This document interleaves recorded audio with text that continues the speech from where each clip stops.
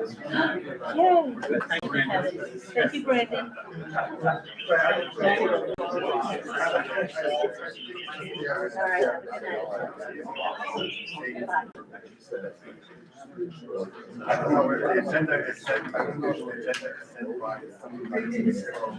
All right. The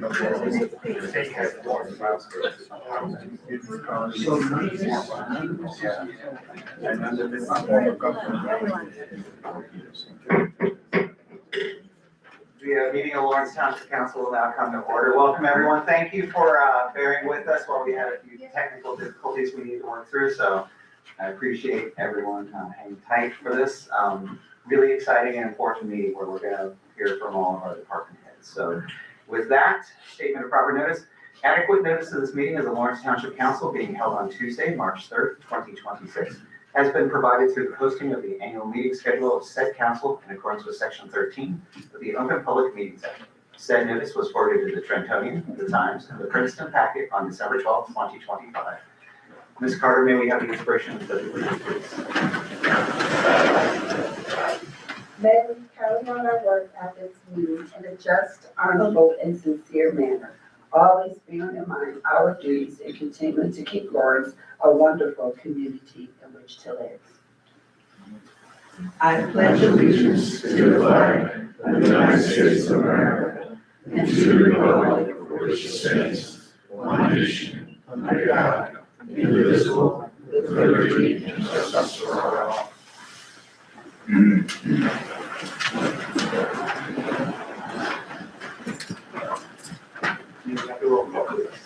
Ms. Farmer. Here. Ms. Giglio. Here. Mr. Kanaki. Here. Ms. Simpson. Here. Mayor Bobby. Here, thank you.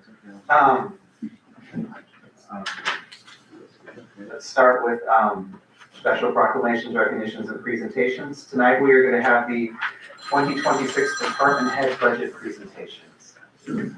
That's not, yeah. We'll start with Keith Levine, our health officer. Welcome, Mr. Levine. Thank you very much, Mayor Bobbitt. Hello, council, town manager, township attorney, and township clerk. Welcome, everyone. So in preparing for this, we were asked some questions, one being the purpose, our purpose of our department. So the purpose of local health department is to protect the community by preventing disease, investigating public health complaints, enforcing sanitary regulation, and responding to health emergencies. That's easily said, but it's no small task, I can assure you. Much of the work we do is in prevention. The amount of disease we prevent with the activities we do is hard to quantify because we've prevented it. But one can imagine when you look at regions of the world that don't have a strong public health infrastructure, how much disease we might otherwise have. And I think it's important to say that we should all always remember not to take that for granted. Our core responsibilities, plan review and health inspection of restaurants, commercial pools, new and repaired septic systems, potable wells, tattoo parlors, tanning salons, youth camps, and more. We also perform public health nuisance complaints and environmental related complaint investigations. We respond to childhood lead poisoning cases, and we provide education to the community. In our nursing section, we provide physicals for school-age children as well as mandated vaccinations to children without health insurance who would otherwise have no means to see a doctor. Our nurses perform routine screenings and blood pressure checks at our senior center, at home front, and our Lawrence library. They also track, mitigate disease in the community in partnership with our state health department. In our animal control division, we handle various types of domestic animal and wildlife related issues. And we perform rabies clinics to keep the community safe since rabies is lethal and there is no cure. We provide certified copies of vital statistic documents such as births, deaths, and marriage certificates, and we pivot at a moment's notice to meet any public health emergency that comes our way. We have an excellent team of professionals at the Lawrence Health Department. I'm proud to be working alongside of them and serving the Lawrence community.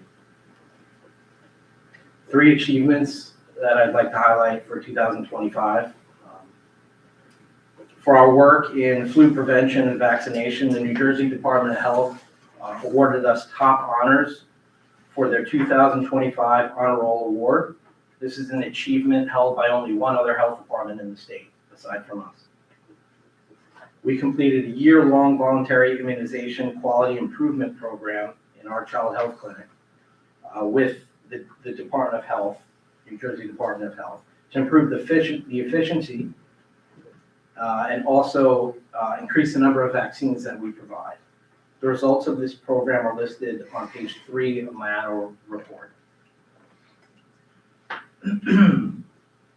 This program, as well as the vaccines that we give out in the child health clinic, are provided to Lawrence Township free of charge. We also distributed over 3,500 free COVID test kits to the community this past year. And those test kits were also received for free through our county and federal partners.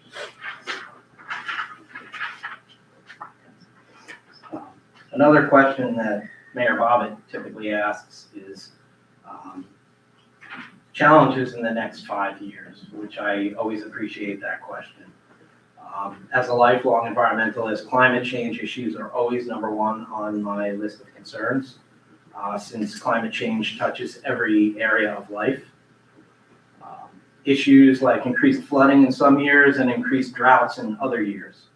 More heat-related illness, especially for our seniors, a population which is increasing every year. And we are seeing more consecutive days above 90 degrees, something that none of us can change. An increase in vector-borne diseases from mosquitoes and ticks are also a problem. Reemerging diseases like measles, tuberculosis, and avian flu in particular. We're seeing right now in Lawrence a lot of sick and dead birds related to avian flu. One of the biggest concerns with avian flu is if it mutates, how easily it would spread from human to human. Something that is definitely not trivial. A key takeaway, a message that I'd like to leave you with tonight is with an increase in health misinformation, it becomes harder and harder for local health departments to effectively do their job. Add to that funding cuts, like we've seen in public health in the past year, as well as global funding cuts. And we can see a future where more disease and more deadly disease becomes the norm. Supporting your local health department is the best way to stay prepared and to be able to adapt to any number of current and future threats our community may face. Now, generally, Peter Carriacotis assists me with budget numbers. I just want to touch on the fact that the Lawrence Township Health Department that had a budget last year of $39,550. We completed all the work that we did and came in under budget at $25,627. If there are any questions, I'd be happy to help answer.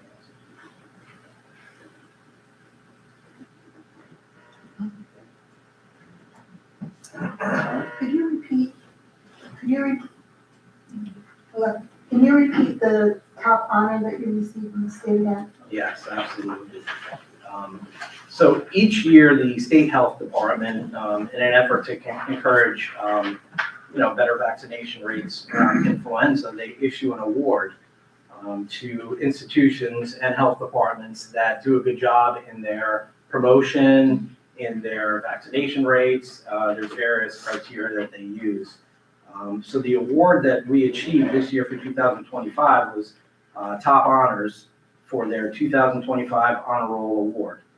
I believe it was West Windsor was the only other health department that achieved that. So it is a nice notoriety for us, for our team. Thank you very much. And if there's no questions, any other questions? I have one question. I do have one question. It's more of a, I guess, comment. I know in the past I've used, come to the health office because you're giving away sort of radon testing kits because we live in a place where radon is a gas that can come into your basement. Are there other, and so I appreciated that the township offered that at no cost to me. And I'm sure that's grant funded somehow. It is. Or it's a partnership with the state or county. Are there other services like that that residents can take advantage of from the health department to come in and see you about certain testing options? Well, of course, the COVID test kits, which has been very popular. I would be more than happy to search for grants and other programs. You know, if I hear from the community on things that are important to them, I'd be more than happy to find grants that would provide, you know, such benefits. You also do vaccination, right? Vaccination program? We do vaccination for homebound, so people who are truly homebound, we will visit them and provide certain vaccinations. We do that in partnership with the Princeton Pharmacy, which is in Lawrence Township. Jake, just a phenomenal group of individuals over there who has, they've been great in helping provide us with the vaccine and then billing for us so that we don't have to hire an outside agency to do that. So if there's no other questions, thank you, Mr. Lee. All right, thank you very much. And next we have Mr. Fort, construction.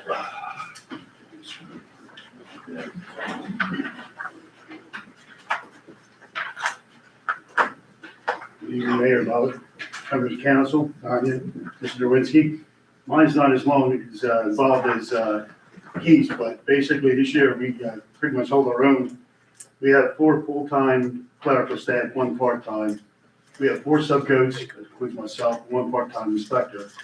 This year we took in 2,627 permit applications. Out of that, 115 were solar, and 143 were EV chargers. The staff performed 120 certificate of occupancies, 39 certificate approvals, 119 temporary certificates of occupancies. The total inspections between our staff or inspectors, 8,028 inspections we performed this year.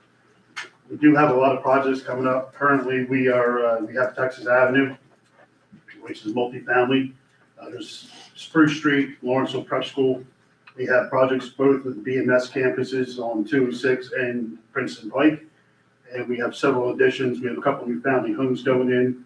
Ryan Homes finished up their end this year, and so did DR Horton, so those projects are completed. We met with the folks for 299 Princeton Pike. A few months back, they came in and basically went over their project with us. And we're still waiting for demo permits for them. I don't know what the story is with that, but they said they would be in, and that'll start that project with them in the 3 buildings out there.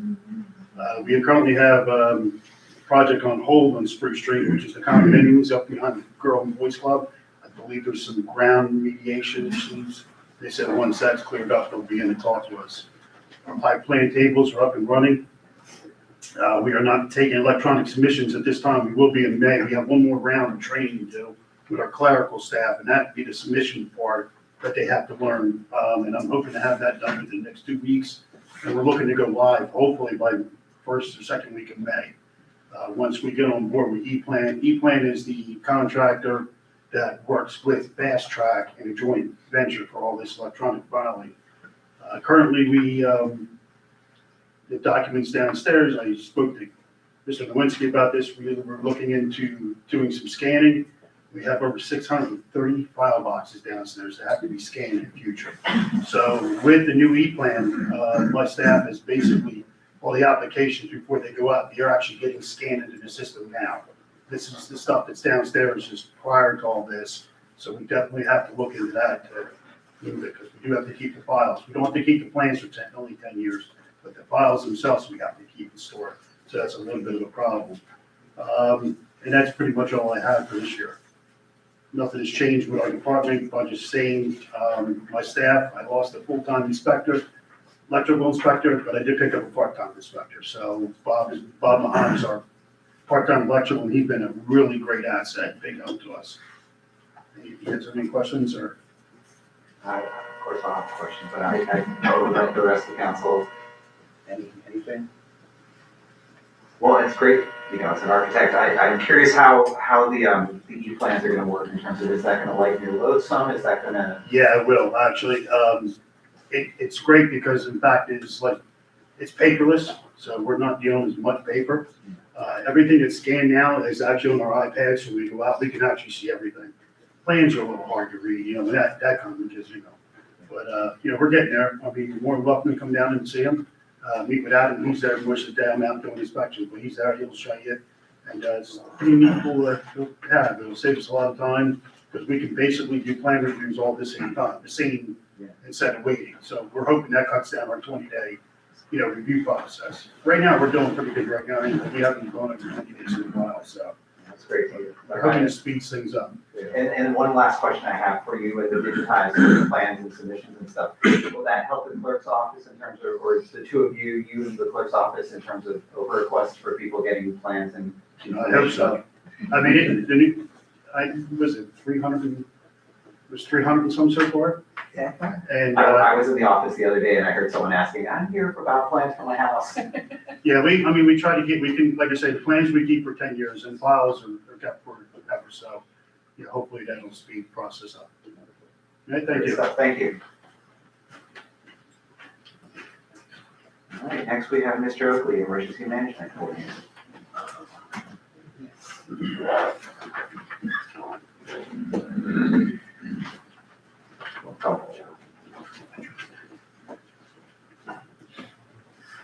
That's my IT level right there, handing in the thumb drive.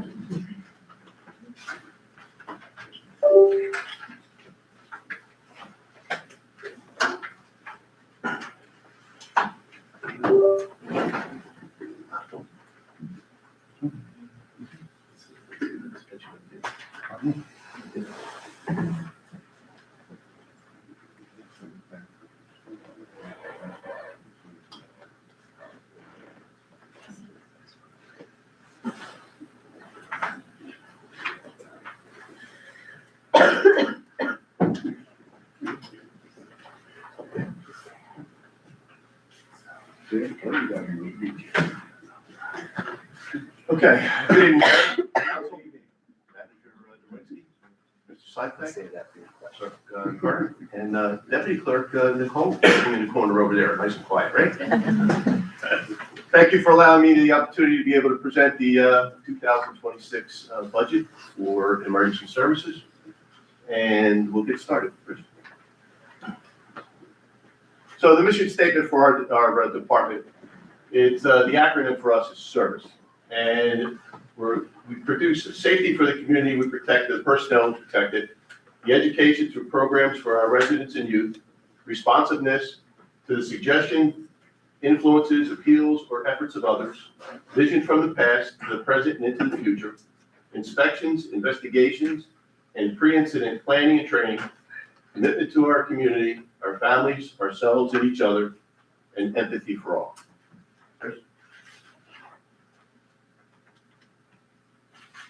This is our table of organization for the department. As you can see, the governing body is the lead. It drops down to the municipal manager, our director of public safety, myself, our fire and EMS operations, and then it breaks down to the deputy chiefs and the chief of emergency services and the fire official, fire marshal.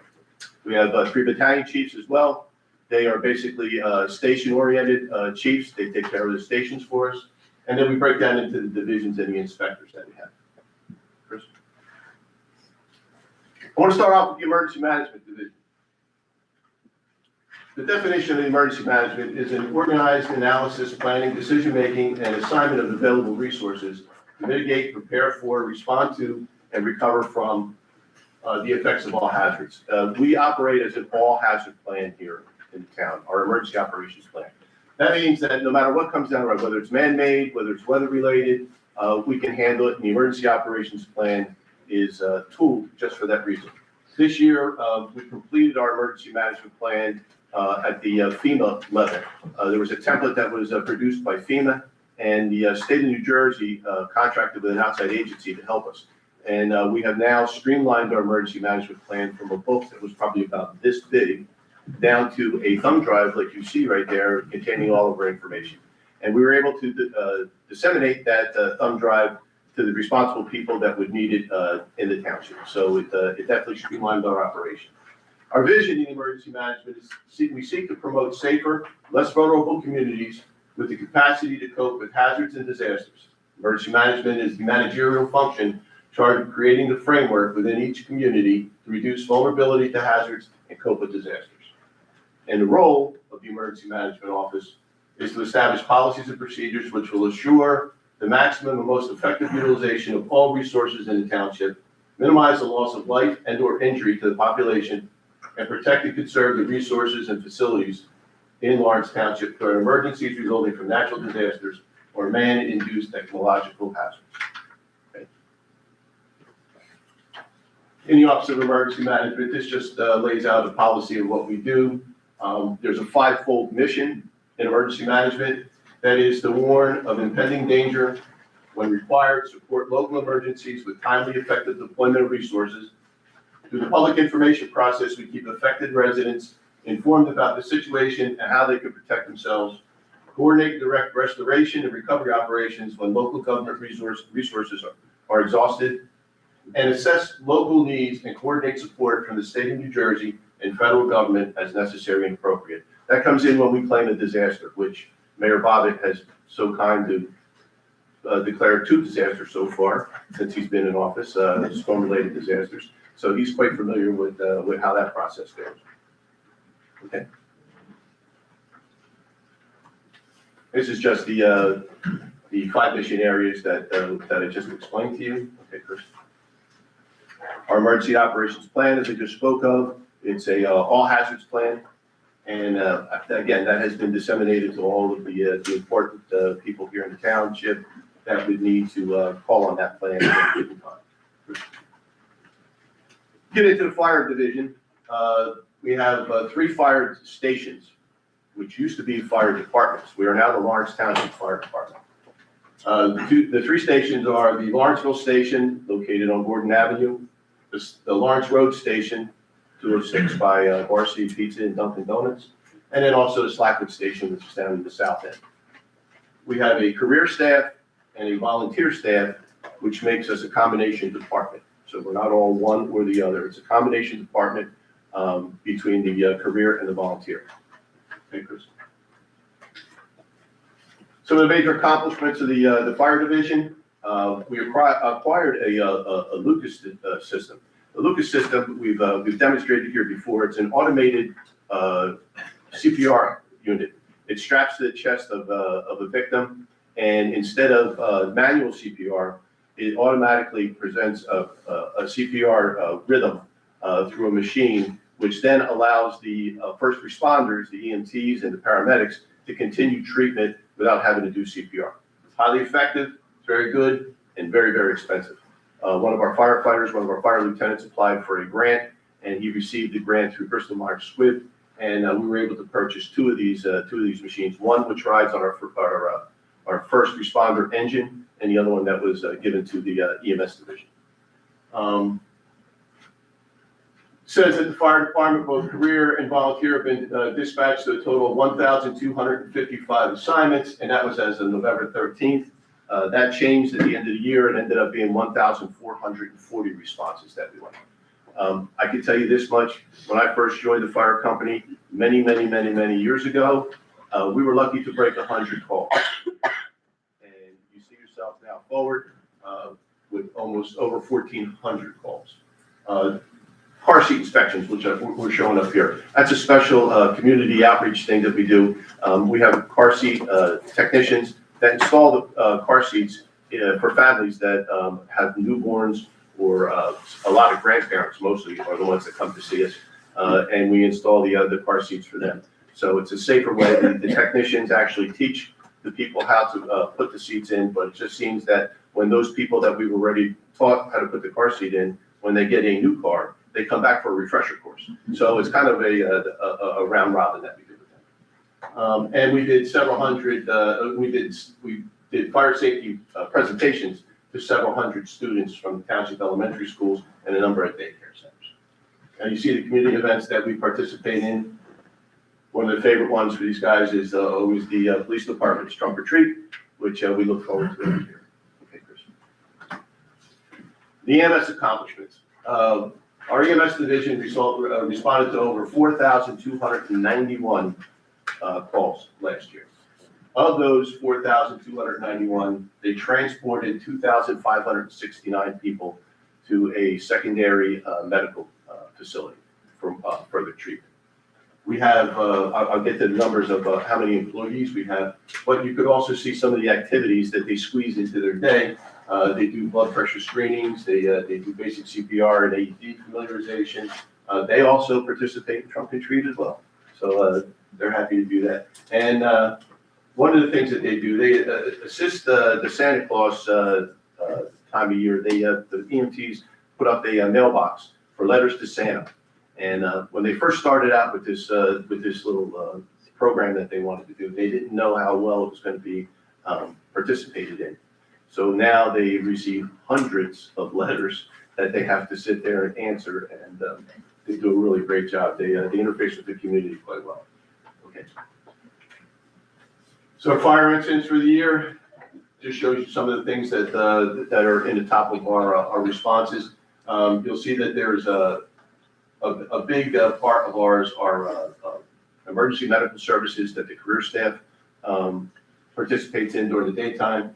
And then we also have the nuisance calls, false alarms, which were like 338 of them out of the 12,000 or the 1,200 that you see here. And those are the biggest percentages of our responses. Okay. Emergency medical calls, we have one supervising chief, Chrissy Vincent. We have 10 full-time staff, and we have about 20 per diem. This goes to show you some of the calls that we've been on. I want to point out one, which is kind of interesting. You'll see almost all the way down, 5 stab gunshot wounds. We go into the city of Trenton on quite a few calls, and we've responded in there for gunshot victims on a regular basis. If you see our EMTs, you'll notice that they are wearing bulletproof vests. They wear these bulletproof vests for safety, and it's because they enter into the city of Trenton where there is a higher rate of violence and violent people. We try to outfit them with these vests. And thankfully, the council approved that. And last year, we were able to replenish all the vests for our EMTs to give them that little extra edge of safety when they go into the different environments that they have to have. Okay. The fire marshal's office, which is our code enforcement. You can see that they conducted a large amount of business inspections, and they also do fire safety permits on food trucks, fireworks, bonfires, and large gatherings. And they are tasked with investigating all fires and explosions that occur within the township. Okay. Their housing department, which is a one-man show right now, they did about 3,430 multiple units that they were tasked with inspecting. Those multiple units are also the houses. When regular residential houses exchange hands, they have to go out and inspect those as well for particular items that are needed on the exchange of the house. And they're a pretty busy group for only one person, as you can see. So it's kind of a big undertaking. Okay. I want to quickly touch on our budget for 2026. You can see under the Office of Emergency Management, $8,000. Our OSHA expense, that's our Occupational Safety and Health. That's split across the board with a bunch of the different departments in the township. Our emergency medical service and volunteer fire station stipends that we give. Our ambulance services, which is some of the things that we provide. Our VIP, which is the volunteer incentive program. That's what our volunteer firefighters do when they respond to a call. They receive a small stipend for responding to the call, and as they respond to more calls, it gives them a nice little piece of change and to help out with wear and tear on their vehicles, clothing that they might ruin if they go to a call. Our fire services, $35,000, fire inspections, and our utility costs, which are basically the utility costs of running the 3 fire stations and the EMS building. Our 2026 capital budget, under fire services, $140,000 for a new ladder truck that's going to be put in. We have now reached the point where we will be able to, when the budget passes, we'll be able to actually go out now and start to do the specifications for a new ladder truck, which we are in desperate need. One of our ladder trucks is 32 years old. Thanks to Greg Whitehead's group at Public Works, we've been able to keep that truck in service for quite a while, and they did a bang-up job with this thing. For 32 years on something that's only supposed to last serviceability-wise for 25 years is amazing. We're getting turnout gear, which we constantly have to replace the turnout gear. There's a 10-year shelf life on most of our turnout gear. So as the stuff cycles through, then we have to replace it. Our self-contained breathing apparatus. This is probably the last year we finally caught up with getting all our SCBAs. That's the air packs that the firefighters wear. We've got that pretty well caught up now, so we're in good shape. That's another $125,000 that we've asked for. Radios, and this says papers. That's not papers, that's pagers.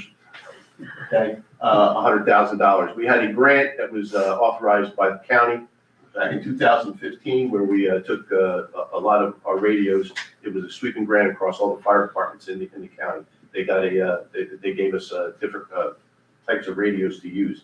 All those things have reached their serviceability, and now we have to bear the replacement cost of getting those radios, because nowadays a radio in 6 months it becomes obsolete basically, because they come up with a new idea or something else that they add. Parts are very difficult to get, so we just have to put the old stuff aside and purchase the new stuff. We're looking for a new fire reporting system. Our system that we use right now is antiquated and it's been put out of service, so we need to get a new fire reporting system. 3 deputy chiefs vehicles. The deputy chiefs have global responsibility within the department. When there used to be individual fire companies, those cars that they were driving were owned by the fire department.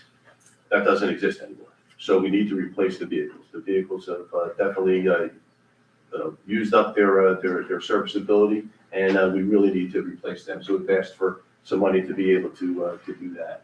Emergency management, we're going to get another response vehicle, and then vehicle maintenance on the fire trucks for $50,000.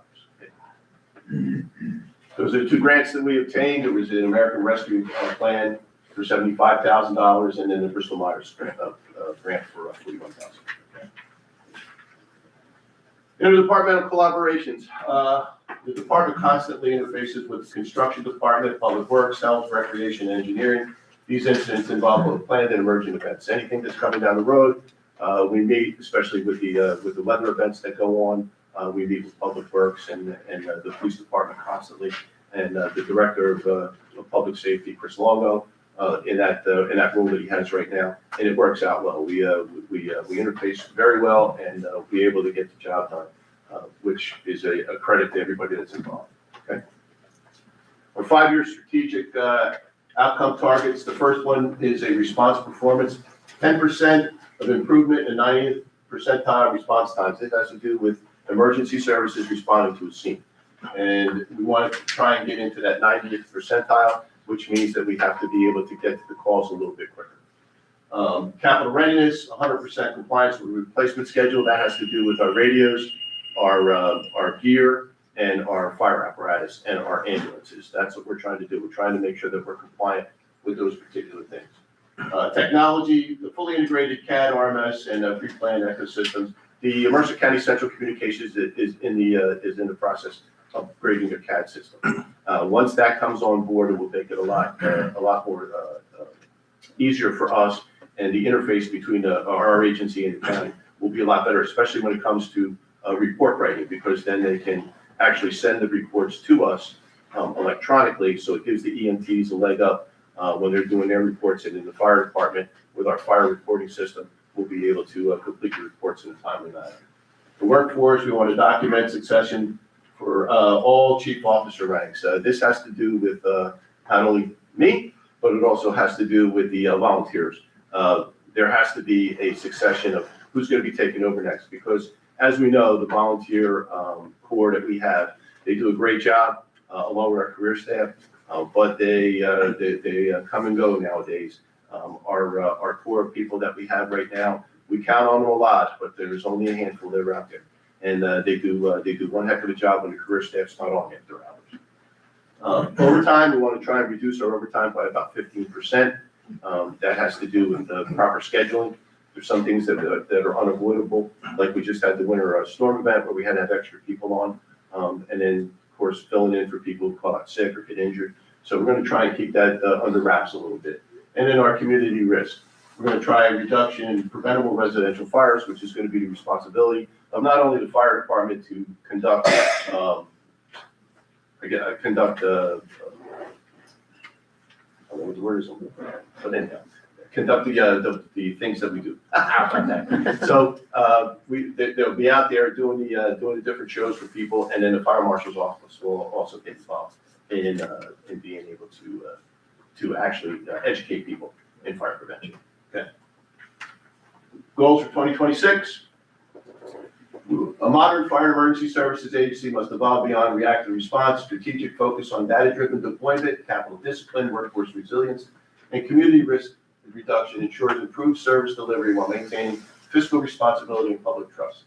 We want to maintain the levels of service that we provide, increase efficiency while managing time, and provide a more robust schedule to extend the hours of coverage provided by our services, and that goes for our career and volunteer staff.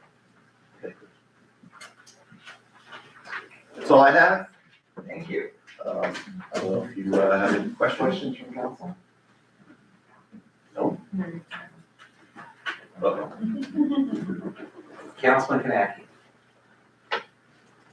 I'm glad to see that you got the vest for your EMTs. What about the lock boxes for if they're going into training and there's a weapon, they gotta be able to lock it up if there's not a cop around? Did we ever get the lock boxes? We did not purchase the lock boxes last year, but it's on the agenda for this year. That also has to do when they actually have people, police officers or anybody else that may be injured, if they're transporting, they can actually, lock the weapon up and hold on to it. But yeah, we have the lock boxes actually in the fire station too as well, because there are police officers that belong to the volunteer fire company. And since they carry weapons all the time, when they come into the station, they actually lock their weapons up in the lock box before they get on the truck. What I'm talking about on your rig. Yes, on the rig too, yes, that's what we're talking about, yep. All right, but I have two questions for you. Uh-oh. They should be easy for you. First, you mentioned about sort of the organization of the fire service.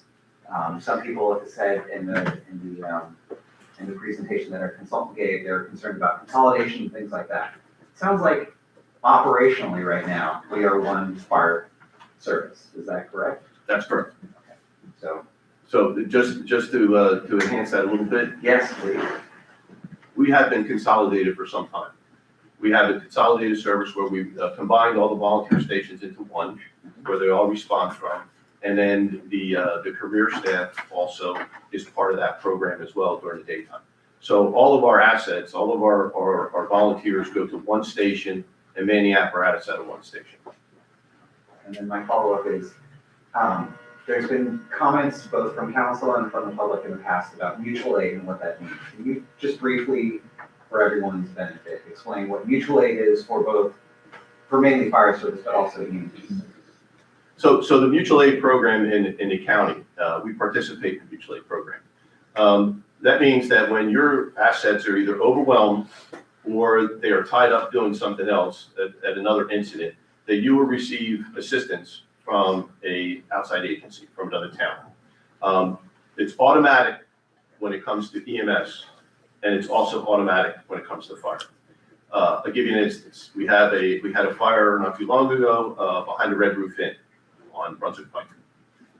That fire, when it came in, we automatically received mutual aid from Hamilton Township and West Windsor, and from Ewing Township, Prospect Heights. That's the way we have what's called box alarm plans. That's the way our plans are built. Our plans are built so that if there's an incident that comes in that is, I guess, more involved than just a regular fire alarm kind of situation, we automatically receive aid. And then we also give aid. We aid other towns with our ambulances and our fire apparatus. So it's a give and take situation as far as that goes, but that's basically what the mutual aid covers. Right, so and just to follow up then, that means that, say, if I live in Lawrence and I see a Trenton truck in Colonial Lakelands, that's not necessarily a failure on our part, it's more that the plan is that they would assist Lawrence if the fire was a certain size or something like that. Correct. And in addition to that, you want to just keep in mind that the way the county is moving and the way the dispatch center is moving, very soon, when the new CAD system gets put into place, the closest staffed geographic unit is going to be sent to a call. That means that automatically when a call comes in, it may be on the south end of Lawrence Township, on the Ewing Township border, but Prospect Heights Fire Company, which is just our neighboring one to the south, is automatically going to be sent to that call if we put it into our plan that way. That's just redundancy that we need in order to provide, the level of service that we have right now, and to make sure things get to the scene quickly. Thank you. Any other questions? All right, thank you. Then we have Chief Redding next.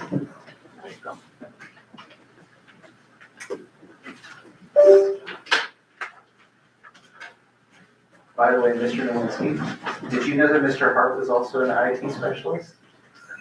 We wear a lot of hats here. It's not just public works that's cross-trained?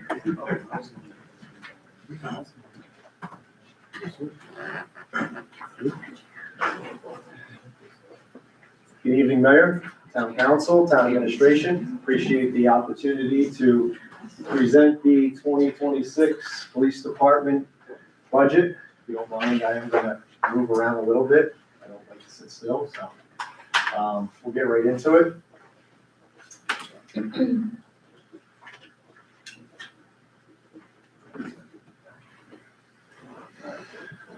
So as far as the staffing is concerned for the police department, in 2025, 63 full-time sworn police officers. That is up from 60 as a result of town council last year, allowing us to add 3 officers to the department. So we are now at 63 sworn police officers. If you remember last year, we now have 1 full-time mental health coordinator who was our SLEO 1 officer, and that was something that we talked about last year. We have 5 full-time SLEO 3 school resource officers, 3 full-time records clerks, 1 full-time secretary to the chief of police, 1 part-time secretary to the investigative division, a part-time clerk who does our firearms backgrounds, 2 part-time property and evidence clerks. 1 does our digital media, and the other does all of our physical evidence and destruction. And we have now 9 full-time dispatchers now that we've taken on dispatch from the private company. So the Lawrence Township Police Department's purpose is to protect life, property, preserve the peace, and serve our community with integrity, professionalism, and accountability. Our organizational staffing structure is designed to support patrol operations, investigations, traffic safety, community engagement, and administrative oversight.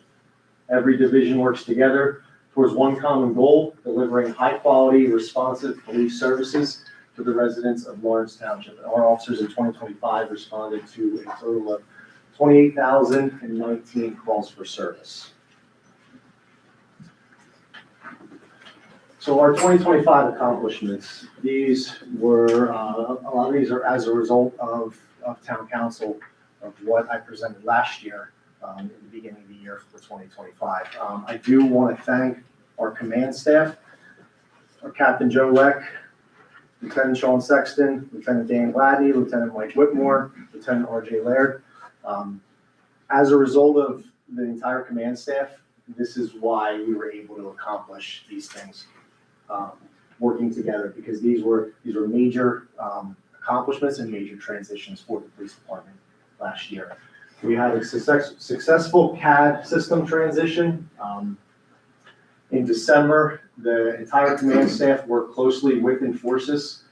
Our old CAD had been in the police department since 2008, so we had just changed to this new CAD in December of 2025. So the Enforces staff was on site at the police department for 2 weeks straight. They did hands-on training with all our officers, all of our dispatchers. We had a go-live week, which was very efficient with the Enforces personnel. They worked alongside all of our shifts. And this change through Enforces allows us now for NIBR scoring, which is the way we report our crime to the state and to the federal government.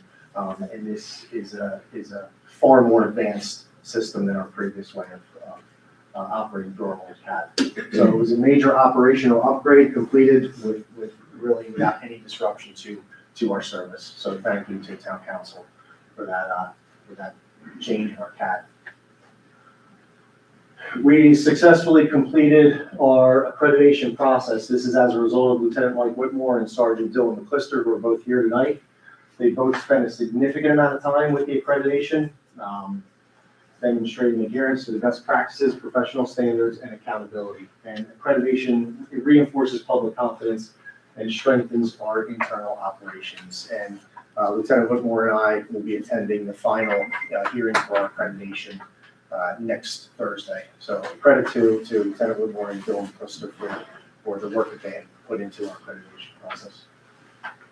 Some community and safety investments from 2025 increased traffic cones and barricades we purchased to enhance visibility and safety for the officers and the public at crash scenes and emergencies. We created the department's first full-time mental health liaison, Elmore Dasher. We established a full-time community policing officer, Nair Campbell, who's here tonight. He handles now all of our events and our increased presence in social media. And as far as grants, we had 2 successful traffic safety grants, put the phone away or pay and move over for law enforcement, which we'll continue to pursue in 2026. So moving into 2026, proud to report that there's a 0% increase in our budget. And I'm going to really focus on capital expenditures moving forward. And the primary areas for this are going to be our Axon body-worn camera technology and storage, our artificial intelligence tools for police officers, as well as community engagement initiatives. So as far as Axon body-worn cameras, we're a 5-year program, and we're in year 4 of our 5 years for Axon. In year 3, we received an upgrade in our cameras. As a result of the upgrade, the technology really changed with the new cameras that our officers are wearing, and the capabilities are pretty amazing. So that's what I'm going to get into. So we do have these new cameras. Axon has introduced a program called Draft One technology. It allows the officers to generate their report narratives in seconds using auto-transcribed body-worn camera audio. So everything that the officer does is already captured on audio and video, and then they go back and they essentially spend sometimes hours, if not an entire shift, writing a report. Putting everything that they did on paper. They then submit that report to the supervisor. The supervisor has to review it before the end of the shift, make any corrections, send it back to the officer. The officer has to correct it, send it back to the supervisor. Draft One essentially uploads body camera audio into a secure cloud storage. It automatically transcribes the officer's audio. It generates a structured narrative within minutes for the officer. It requires the officer to then review that entire report, edit it. It will give you areas that it wants the officer to elaborate on. And then the officer will approve it, send it to submission, or submit it for completion. The supervisor will then review the report, send it either back to the officer for any corrections that they want, or approve it. And then after that approval, it will go to our investigative division for approval. So we have 3 levels of approval for our reporting system. So really the result of Draft One, it's a more standardized, clear, detailed reports. Everything is standardized. And it supports a far more efficient process. It gives the officers time for patrol, time for investigations, time for training, time for wellness, rest, and more community engagement. So it takes the officer away from sitting at a desk for hours writing a report, and these reports are drafted in sometimes minutes. Axon also offers push-to-talk translation. So currently, the police department uses language line. Language line, if an officer encounters someone that does not speak English or whatever, they have to then notify dispatch or call language line on their cell phone. Dispatch will call language line. The officer will determine which language it is. They will find a translator. They will get in touch with the officer over his cell phone, and a lot of times the officer will put the cell phone on speakerphone as they're encountering. This obviously takes time. With these new cameras that we have, Axon has a push-to-talk translation feature. They have over 50 languages already stored in the system in Axon. The languages can either be manually selected or auto-detected right on scene as the officer is speaking with an individual. The translations occur within seconds. It improves understanding when a human translator is not immediately available at that second. This takes time when you call the language line. So it's automatically going to reduce confusion. It's going to increase safety. It's really going to build trust across different language barriers. We all know that Lawrence Township, is a very, very diverse community. So the officers do encounter a lot of residents that just, don't speak English. I'm going to show a real quick 30-second video just so you have an understanding of exactly how the body camera does translate and works. 他的员工大吵大闹，然后抢些东西就跑了。他是朝那边走的。Language detected as Chinese. He shouted loudly at the employees, then grabbed some things and ran away. He went that way. Okay, sir, can I get your full name, please? 好的，先生，请问您的全名是什么 ？Things and ran away. He went that way. Okay, sir, can I get your full name?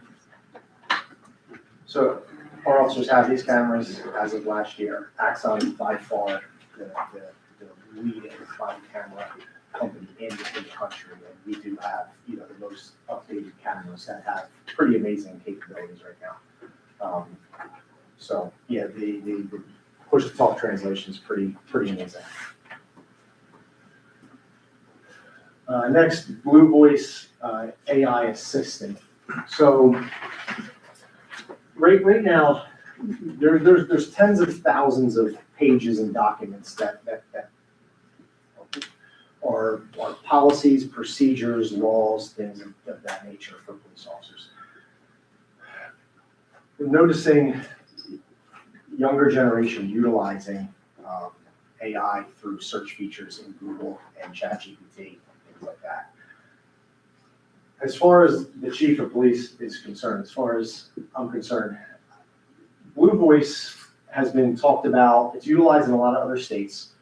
It's now coming to New Jersey, and it's a closed-loop AI policy search system, meaning the system is only going to have New Jersey Attorney General guidelines and directives in it. It's going to have New Jersey Title 2C, New Jersey Title 39, New Jersey case law, prosecutor's office directives that we put in, Lawrence Township Police policies, procedures, rules, regulations, memos, special orders, township ordinances, we add to the system. Now, when the officer has a question, whatever the question is, could be just Lawrence Township related, or could be Attorney General guidelines. I want the officer searching this system. At the end of the day, any Google search is going to come up with some type of generic response, or essentially may not be totally accurate. This is simply going to search everything that has to do with New Jersey law enforcement. So the answer that you're going to get instantly, instead of having to possibly sort through a 40, 50, 60-page document to try to get a few answers, this will be able to search that instantly and be able to give the officer the direction needed immediately. So really the benefits, it's going to reduce errors. It's going to promote de-escalation, improve legal accuracy. It's going to obviously save a lot of time, protect both officers and citizens, and it really does strengthen the constitutional policing while improving operational efficiency. So this is another capital request that I have listed. Community engagement. I have a lot of officers that are really seeking interest in bicycle patrol. So police e-bikes are really up and coming now. We do have a handful of officers that are certified in bike patrol, and we do send out the bikes during our special events. But these e-bikes are really the up and coming. We all know we have township parks that are big. We have the Lawrence Oakville Trail, we have the DNR Canal Path, and we have some large community events like the fireworks, Memorial Day Parade, Community Day. As far as the Canal Path, Oakville Trail, the officers get calls for service all the time on the Canal Path and on the trails.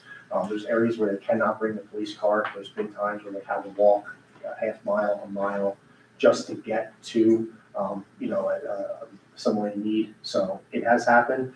These, the e-bikes are efficient. They will really enhance the ability to respond to areas like that. And it's going to create increased approachability and community interaction. I mean, when we can't take a police car through a township park in the middle of the day if the officer just wants to go through. So the ability to be able to ride a bike through the park like this is, it's important to us. It's very important, and the officers are really showing an interest in bicycle patrol. So in closing, really, the 2026 Police Department reflects fiscal responsibility with a 0% increase in the budget. The capital expenditures, in my opinion, they reflect a strategic investment in technology that include enhanced officer efficiency, increased community engagement, and improved transparency and accountability. There'll be a continued dedication to progressive and responsible policing. And our overall goal for 2026, very simple, it's to provide smarter policing, safer community, stronger relationships.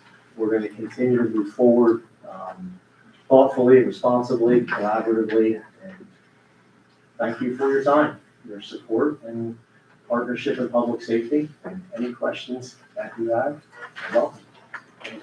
Thank you. Any questions from council?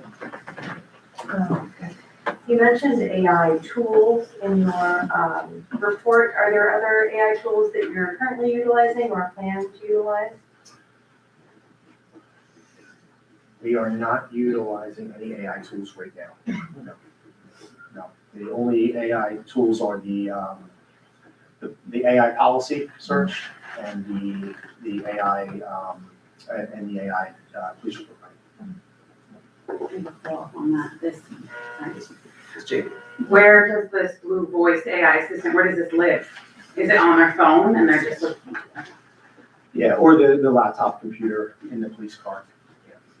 Yeah, so if the officer is, on an e-bike down in the DNR Canal Path, a mile down, they don't have a police computer, yes, Blue Voice has the ability, the officer can, so they'll be able to search it right away. I just want to, again, thank you and congratulate you on the mental health portion of policing and the excellent job that you do with community policing as well.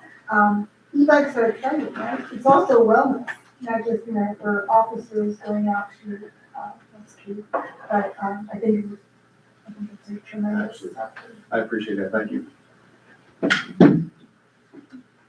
I'll just say congratulations again on the accreditation. I know that's a big deal. I know it's a lot of work, but it just goes to show that our police department is on top of things and recognized by others as being top notch. And I just echo the other comments about, it's great to hear about using AI to sort of streamline processes and to sort of add some sort of consistency to the reports. I'm assuming that you've sort of figured out how to put it into sort of what your standard format is so that you get the right outcome. Yes, it has. You know, AI can also give you some pretty strange things too. Yeah. And then just for the benefit of those in the audience, and are watching at home, what is a CAD system? Because as an architect, that's computer aided design to me, but for you and for Mr. Oakley, what does CAD mean? Ours is computer aided dispatch. That's what we use. So computer aided. Yeah. So I just want to say thank you again. Appreciate all the hard work you did. So thanks. Appreciate it, thank you.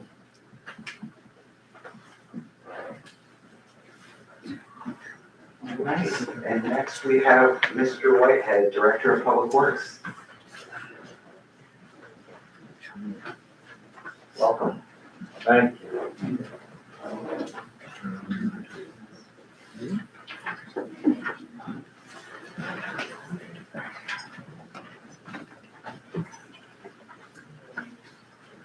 Good evening, council. Thank you very much, Mayor, Council, Clerk, for having me tonight. I'm going to start off with a quick 40-minute Public Works video to get us primed a little. Is this a point of view from a snowplow operator?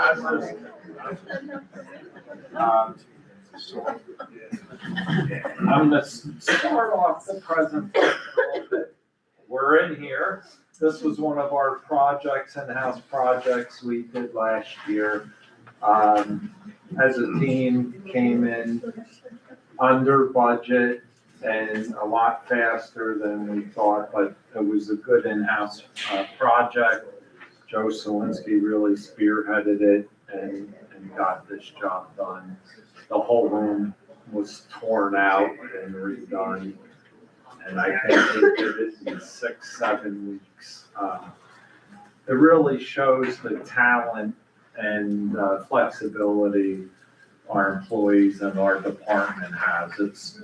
They show it time after time, and I'm just very proud of their work. A little division summary. We have a director, 2 in administration. Our street division has 16 people.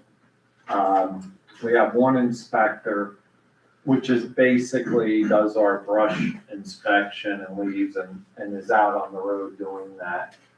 Buildings and grounds, park division, we have 10 full-time folks.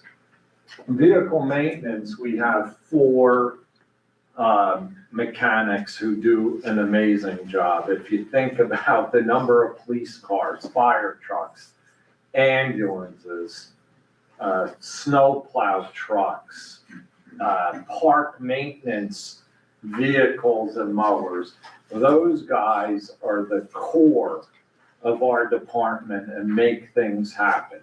These last snowstorms, 3 in the morning, they're changing blades, changing tires, snow dripping on their heads at 5 in the morning. They're amazing employees, and we're very lucky to have that staff working in Lawrence Township. Our ecological facility is staffed by our street division. By permit, we have to have someone there every day for the DEP at the gate. And then we staff the facility with Princeton, and we're still doing a joint service there. It's been working out very well over these years. Right now, we're in the middle of renewing our 5-year DEP permit. Working with DEP on it, it's not an easy task, but we've been working on that. Clyde, who's here in the audience, has been spearheading that and doing a great job. Our reduction efforts over the years continue. We contract out services when we can instead of hiring new employees. Shared services when we can. We have a number of shared pieces of equipment with Princeton. We share the ecological facility. Whenever we look at something, we look to perhaps share it with another town. Cross-training has been really big for us, getting other employees involved and different things, so we don't have to go out and contract out a different work. Parts, 2026 Public Works staffing request, no new staffing.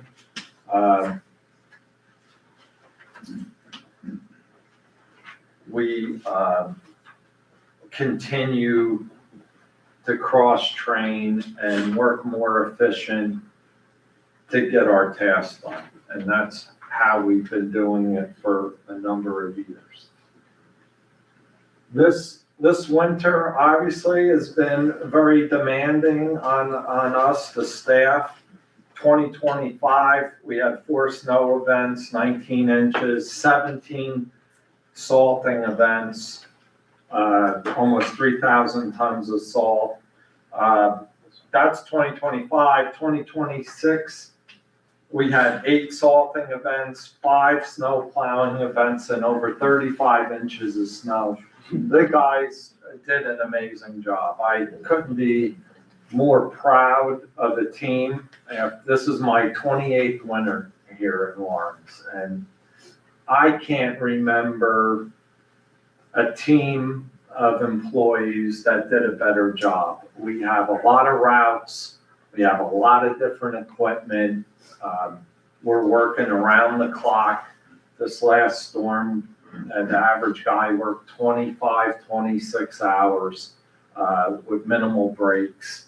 And it goes to show that with council behind us, getting us the right equipment, building our labor pool, the right training, we really can accomplish a lot.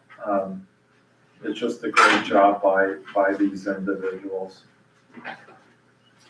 Our parks division, there's zero increase.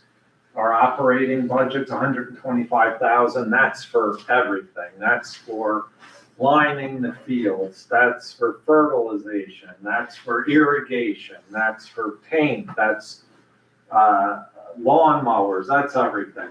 Our capital request is to replace 2 of our zero-turn lawn mowers. We really made an effort to keep our capital budget down this year. And there's no new purchases. We're only looking to replace old, obsolete equipment that's really not giving us peak efficiency anymore. You can see we with those 10 employees, we take care of a lot of territory. Those park workers also turn into snow workers. Those park workers are in a route out on the road plowing snow. We have one of our mechanics that's assigned out on the road plowing snow. Building maintenance out on the road plowing snow. Everybody in our department is engaged in snow removal. That's how we make it happen in Lawrence. Our daily activities, we have 100 garbage cans that every day they got to be checked and emptied. Restrooms, walking paths. Obviously, in the summer and spring, athletic fields, cutting grass, they're all at the top of our list. You could see we're loaded with fields, 21 soccer fields, football, baseball, lacrosse, tennis courts, basketball, volleyball, pickleball, bocce court. And we have a lot of playgrounds. Playgrounds have to be inspected and they have to be dealt with very quickly so nobody gets hurt. So we are on top of that, and it's a little time consuming. All these things take time. Buildings and grounds, 0 increase in our operating budget. Our capital request is for some heating unit replacements in our public works garage.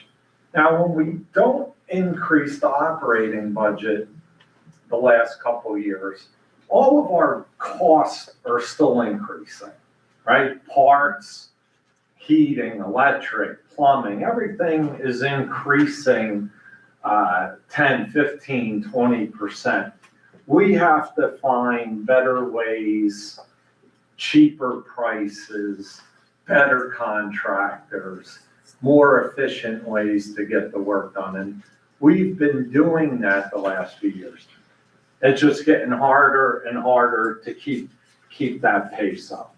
So as we hold and freeze costs, everything else is going up, and we have to work smarter to figure it out. We do have a lot of facilities, and they all have to be kept 100%.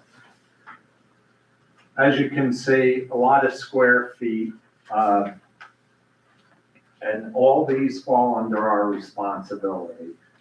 Public Works, Town Hall, Police Court Facilities, Senior Center, EMS, the Braley House.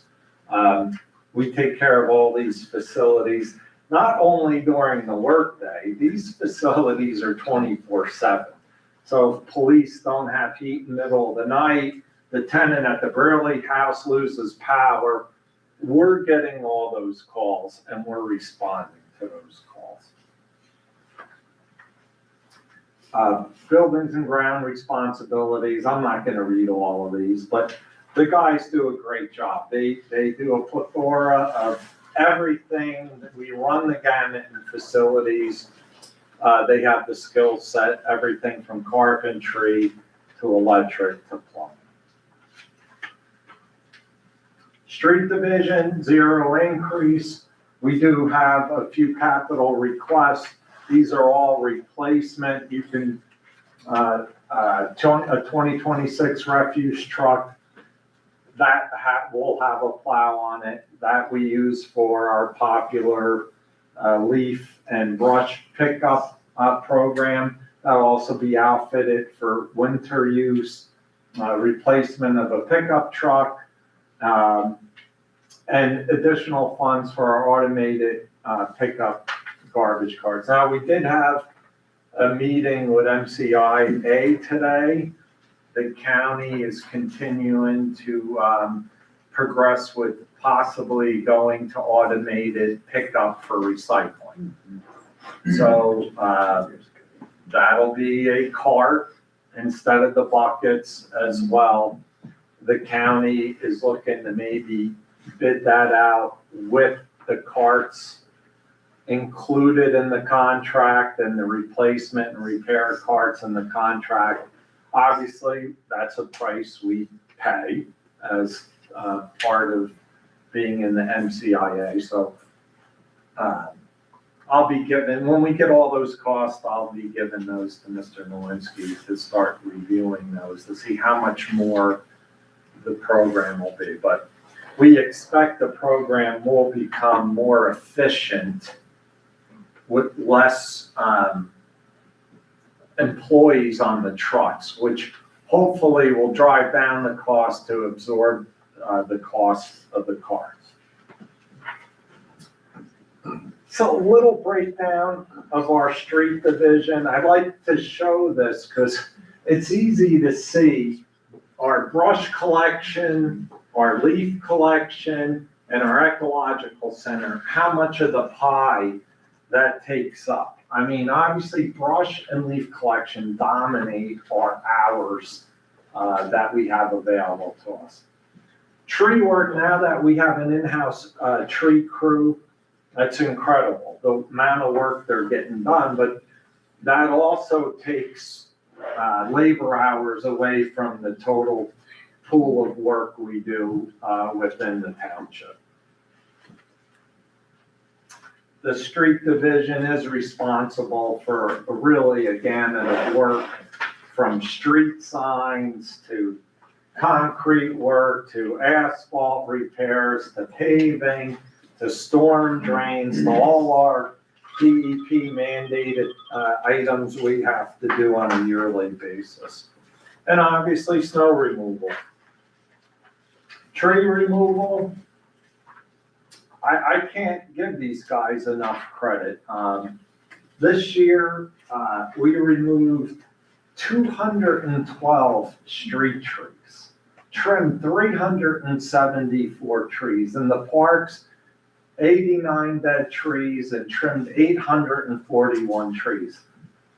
These guys are worker bees. I mean, we bought them the truck, and we've paid back that truck already. The truck doesn't owe us anything. These guys do a great job. And tree work is so expensive now. You know, you could spend $2,000 to take down one tree. So you could easily see we would never have the funding to take down that amount of trees. You know, we used to budget maybe $25,000, which will get you 25 trees if you're lucky. So we're really doing great. Very proud of that new division. Brush collection program, that's one of our biggest things. We do it year round. 1,700 tons of brush we collected, 2,000 tons of leaves, our street sweeping program, even our metal collection program, we picked up 56,000 pounds of metal last year from residents, which they really love the program. Roadside mowing, storm drains, obviously we talked about snow removal. Our e-waste program, we still run at Public Works, 1,900 pounds of computers, 15,000 pounds of TVs. So we continue that program. It's very popular with the residents, and all those items stay out of the waste stream.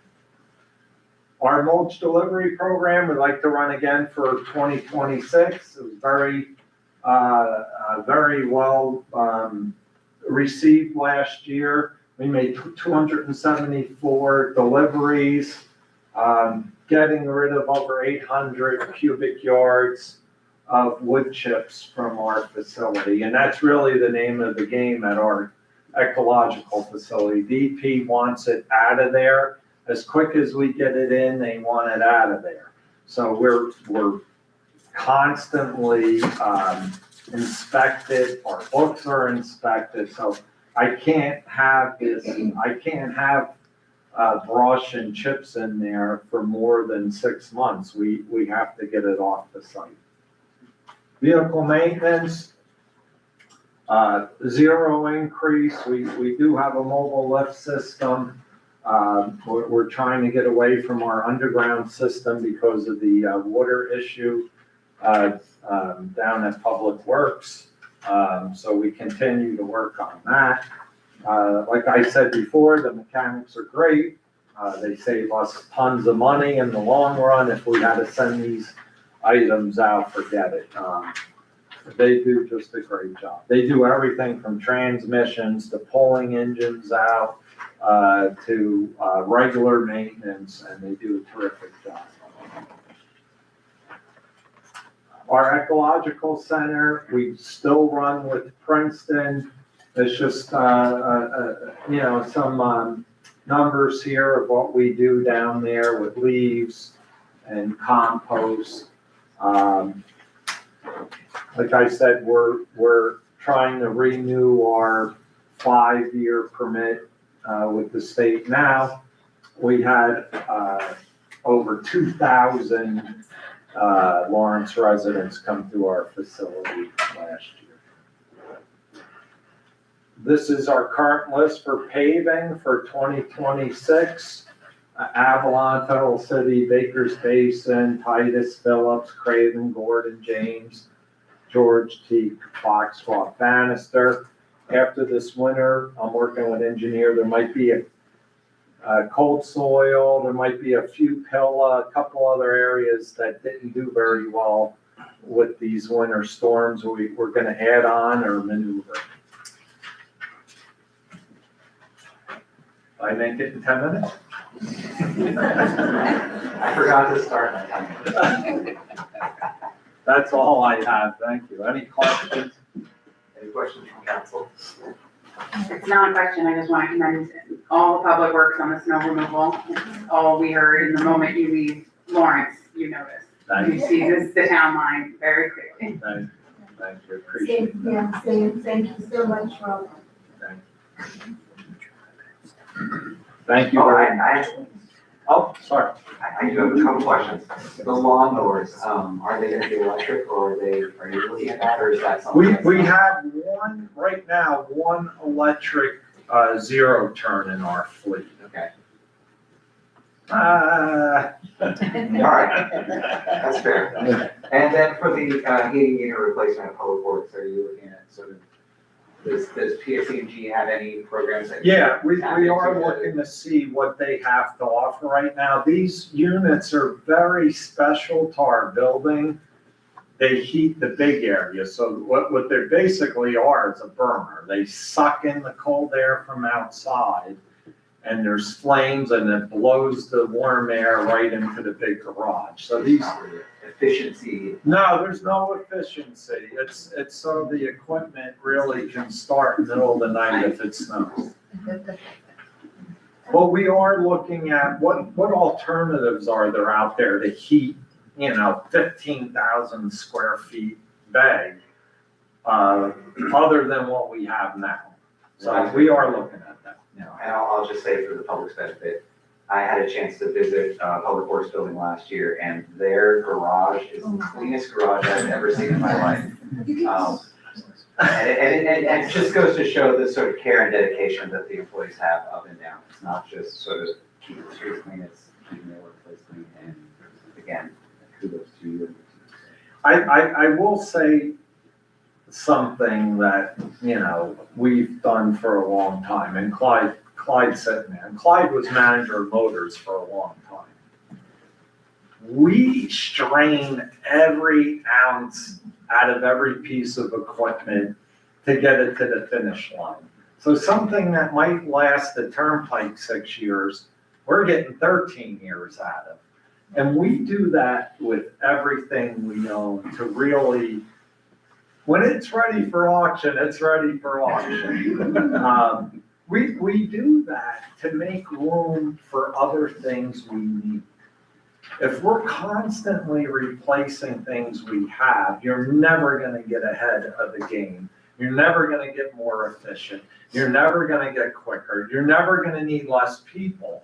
So we do that with a purpose, and folks like Clyde D'Angelo, they do it very well. They do it very well. Of course. I just have a question about the automated recycling.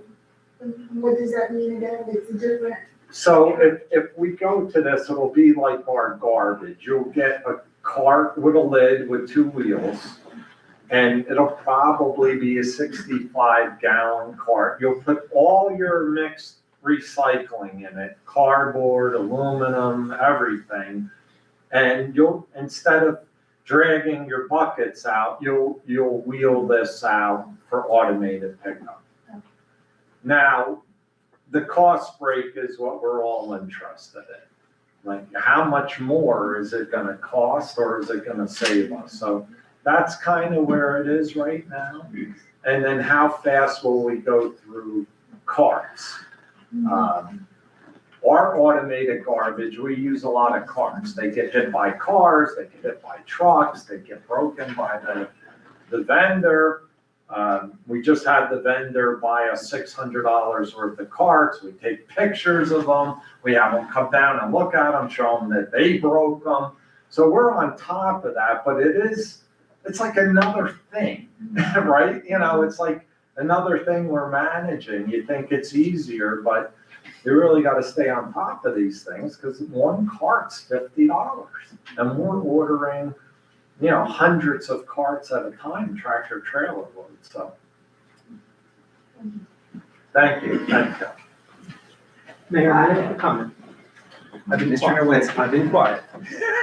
You're saving your time. No, I just to highlight what Greg just said, and that it's not really in the mindset of the average taxpayer that we have department heads that are experienced, professional, problem solvers that care enough to try and do their work in a way that respects the taxpayers and the money that it takes. And Greg just highlighted it, but it's across the board, and that's one of the benefits of our municipal government, is we have experienced people in the places that we need them to be. And though it may not be very readily apparent to taxpayers, especially if you're on Facebook, it's really clear that, to me at least, and you see it when these guys are presenting, these people are presenting, that they care.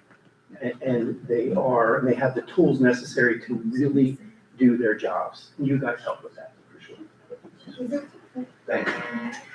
And is it fair to say without increases, they're balancing their budgets, basically, by department? Yeah, there's no doubt, like, maybe other towns who don't put in the time and effort to get everything out of equipment, and just asking for new equipment soon, so. Thank you. Thank you. And finally, Ms. Bergen, Recreation Superintendent. Welcome.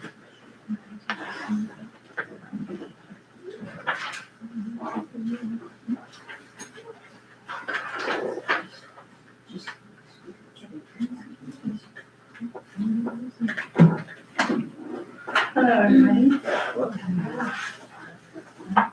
I'm just going to be presenting 3 different divisions that I do have under me. It could be recreation, senior center, which is also Office on Aging, and special events.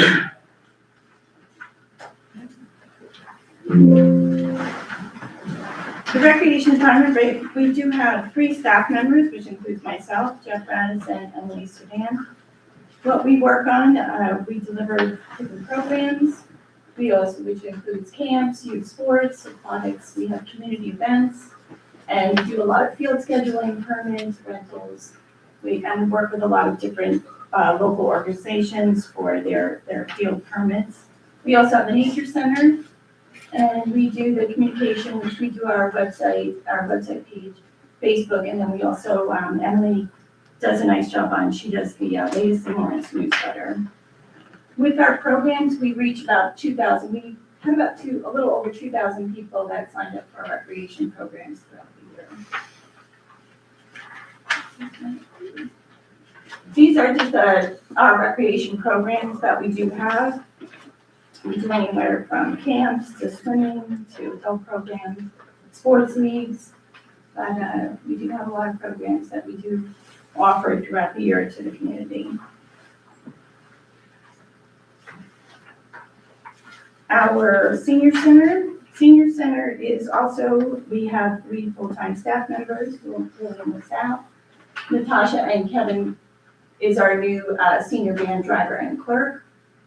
We do have, the senior center is located at over on Darrell Lane. We offer services to 60 and older, and we have a full calendar of programs, activities, and social events that we do run over there. We also offer transportation for our seniors, and it's trips to the seniors, and then when available, we do shopping or medical appointments. We also, at the senior center, they also serve lunch through their Mercer County nutrition site.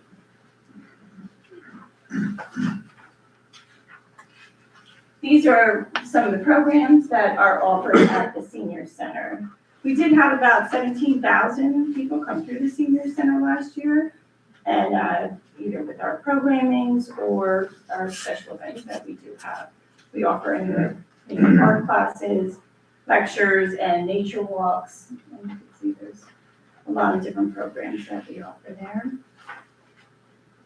And these are just the special events. And when I say special events at the seniors, we do have different holiday events, flower arranging, or there's a lot of different great activities and social events at the senior center. Our special events. We do a lot of different special events throughout the year. And that's under the recreation department with the 3 people in our 3 full-time members, including myself, in the recreation department. So we coordinate, deliver, and we do a lot of from start to finish there. We also do 2 different recreation. We have our patriotic committee that helps us out with our patriotic events, and then we have a great Recreation Advisory Committee. And what they do, they're always hands-on with us and very involved in our special events. And these are special events that we do run throughout the year. We start out with our Colonel Hand March, and we do usually have a special event that we have usually every month. We are running something throughout the town to bring the township together, and we try to get everyone to feel like they are part of a community in this. And we do, some of these, we just had our Valentine's Day walk, which I believe it was our biggest that we've ever had, our turnout for that, so. We run different events, we do run, some of our events with the police department and then, Public Works, and we do always have all of these. I can't thank these guys enough for, when I come to them, they kind of run sometimes, but, they all come out and support everything that we do, and we do work together as a team. That we do a good job, I think. This is our operating budget cost for all three of these divisions. Our recreation budget will stay the same. We also have our special events budget will also requesting that to stay the same. Our senior center office on aging budget, we are requesting for that to be increased, and that the reason for the increase in that would be that we're getting more seniors would like to do more bus trips. So they'd like to have more bus trips, and we'd also like to enhance our programs at the senior center. And things are costing a little bit more, such as like even supplies that we do need for the programs that we do run there. And again, these are just what the allocation for, what we use the budget for. We have a lot of programs for the recreation department, our camps, our clinics, travel camps. Travel camps are a little expensive as far as the busing and the trips themselves, community events, parks and fields, sport, and usually our office stuff and even our online software that we use. The Office on Aging, like I said, it was increasing to expand trips, offering and maintain program quality. Like I said, we use a lot of our for food or refreshments and anything to run our events that we do have. And our special events is usually if we have any wreaths or, a lot of our special events, fireworks, bands, and even for Memorial Day, we have expenses there as far as like bands or anything, marching in a parade or.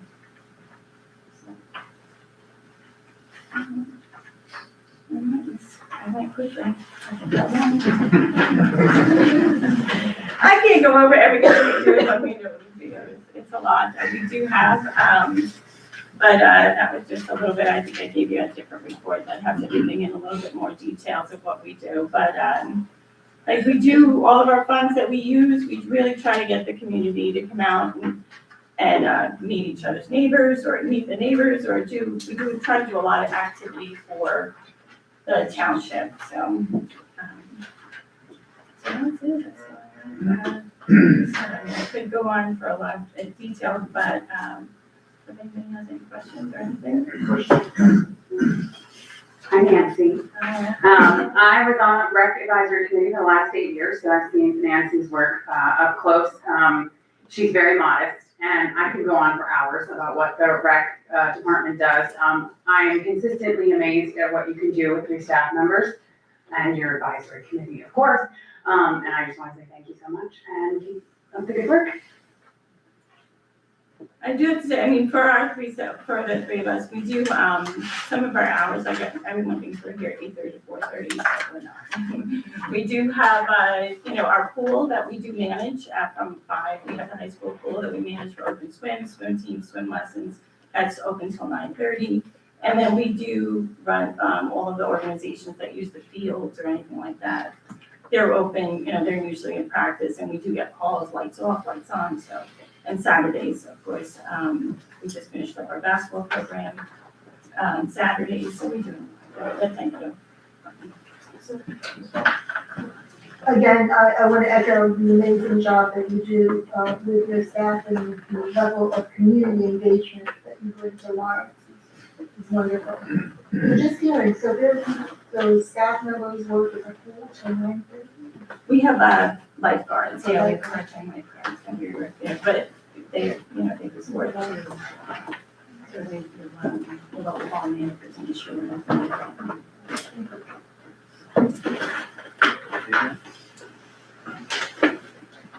I just want to say, yes, I see firsthand what you do with recreation. And along with the patriotic committee, what you do with us. The residents don't really get to see all the work that you do behind the scenes. And what you presented is only a small fraction of what your people do, you and your volunteers. I thank all of them, thank your department too. Thank you. I'll just end with, it must be nice to be part of a team that usually sees a lot of people smiling. Other groups, I can imagine the police chief, I can imagine the head of public works, get a lot of angry phone calls, but for the most We part. get that stuff. Oh. Lawrence is undefeated. Yeah, sorry, we do.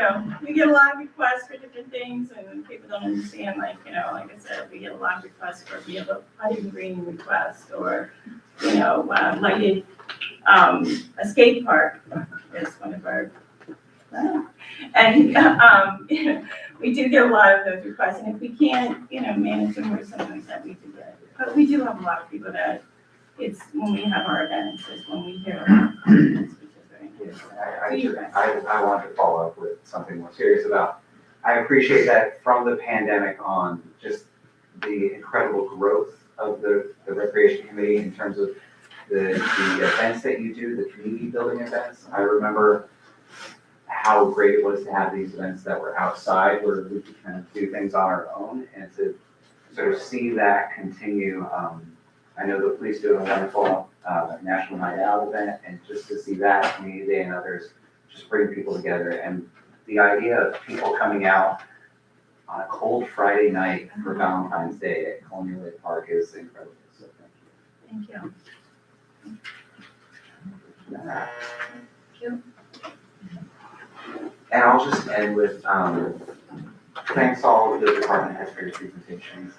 One of the things that strike me about, and the manager sort of made me think this as well, is how fortunate we are to have so many experienced people, so many people who are dedicated to this community, and it really shows. And I think we're all grateful for that. It makes our jobs up here a lot easier.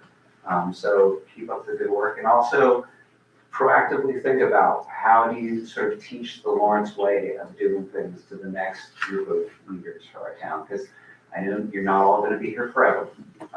You deserve a retirement at some point, not next year, the year after, but how do you continue that effort? And also, it's great to see technology sort of being used appropriately to sort of improve the delivery of services to our community. So thank you for being proactive about that as well. And with that, I think they're dismissed, yes? Yeah. Unless you want to stick around. So with that, we'll open it up for public participation, 5 minutes. I think there's a request for a motion for a brief break. And so we need to, all right, we're taking a 5-minute break. So.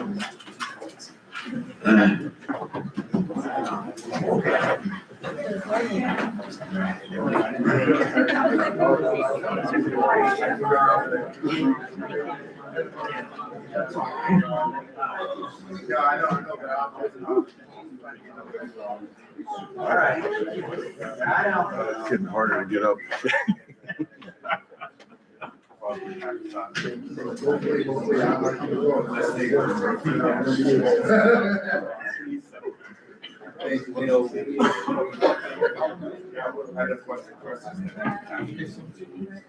What gives us a mistake?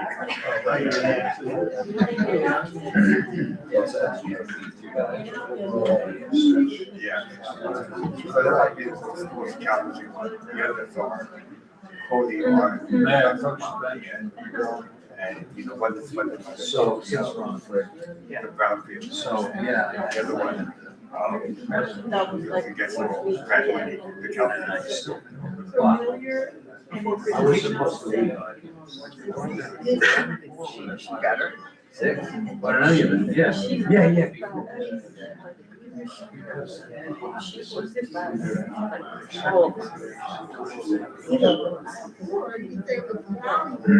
It's very valuable. Hey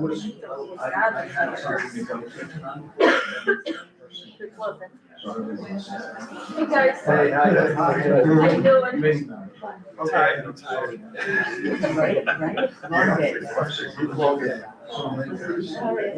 I can't tell myself. It's okay.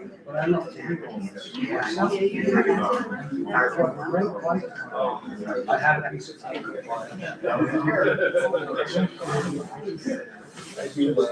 cross street, they can walk on water.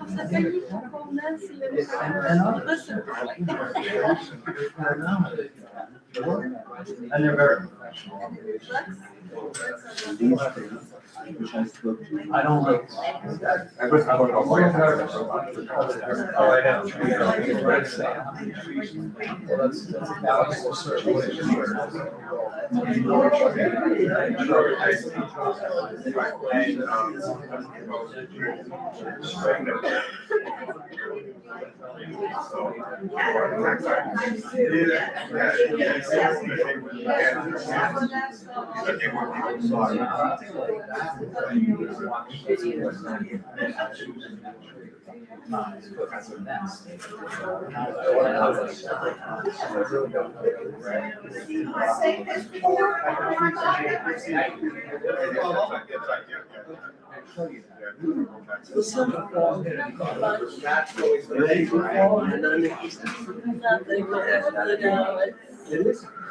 It's no dead for, days at a time. I'd like to see you in the bubble and make sure, especially Lois sees that, okay? And copy everyone who. Okay? Do, even all of them, even though it's a totally religious nature, it's a continuation of what, okay? And I spoke to the governor's office on Friday, and I told this to Tanya earlier. I spoke to the chief of staff of Turner for some time, Meredith, if you know him. And I spoke to the diocese, the female group, and they agreed that this information not getting out to girls is a type of child abuse. Okay? And then I found out that there was a legal obligation to report it.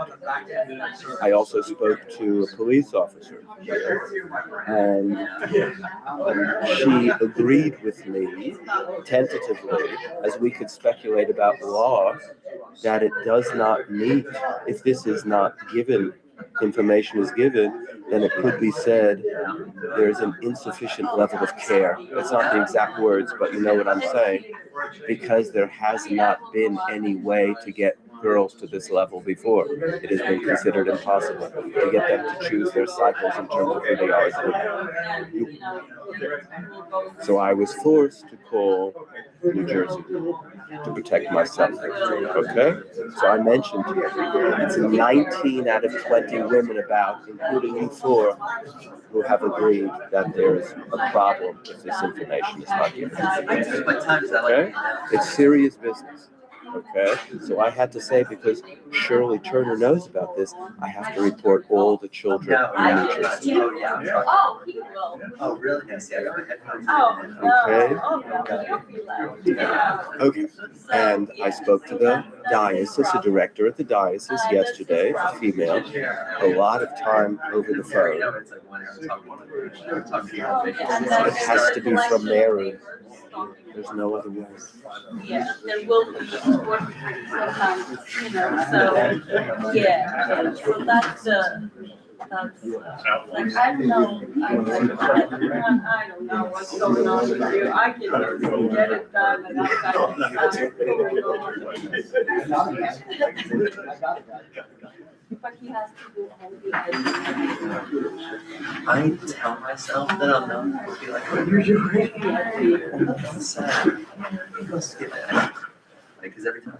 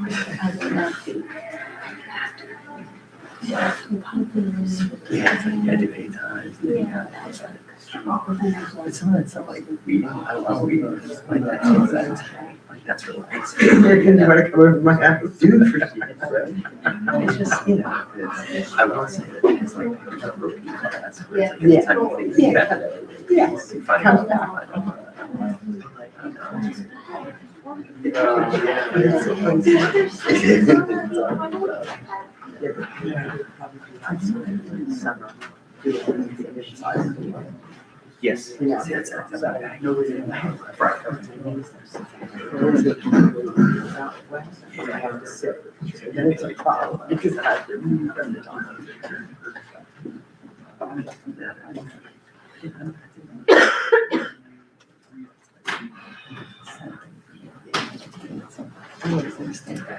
Yeah, you have a job, I have, I come in time.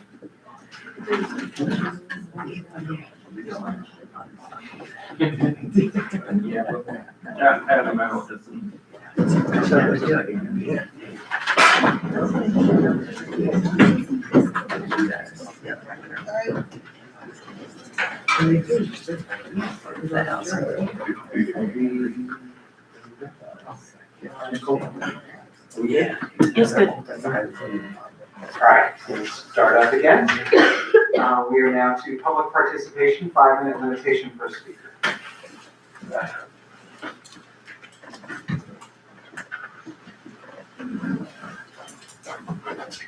Hello, I'm David Mazenko. And I'm here represent the Trails and Open Space Stewardship Advisory Committee. And thank you for listening to our presentation about a month and a half ago.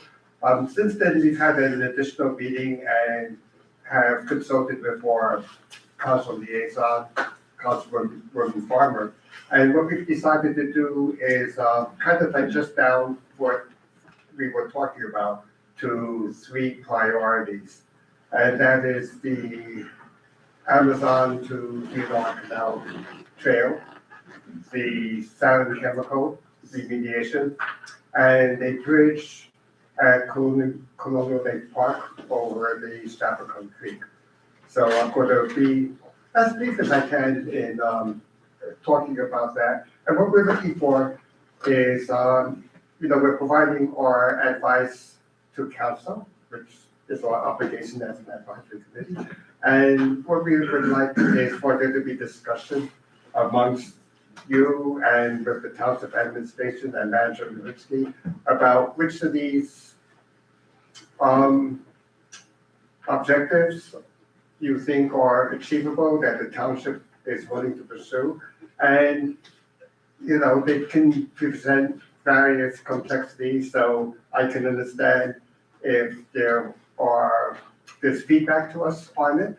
But what we're looking to is to find out if the township is able to take on our initiatives, and if not, to let us know so that we can move on to other things.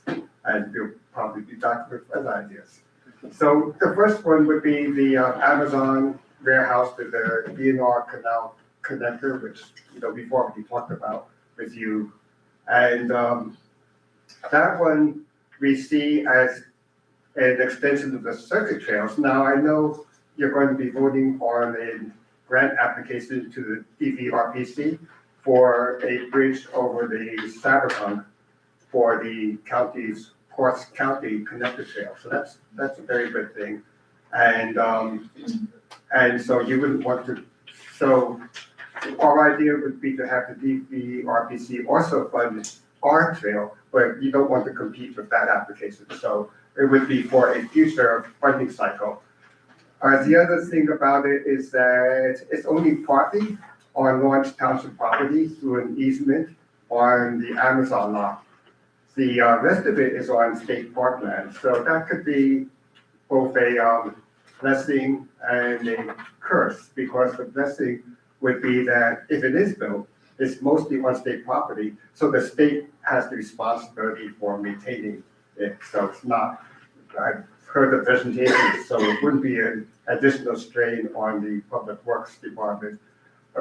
So that's the blessing. The curse is that, of course, we have to work with the state and try and get all that approved. But anyway, we'd like to see if the township is willing to move forward on that and see if we could get the state's buy-in on it. I've already been in touch with the superintendent of the state park and also the trails, the Green Acres Trails Coordinator in the DEP. The second item I want to bring up is Savin Chemical. In a lot of ways, that one is much easier because it's funded through the state's brownfields fund. The official name is much longer. And we already have two properties that are being addressed through that, the Pit Stop and Craft Cleaners. And they're both moving into the remediation phase.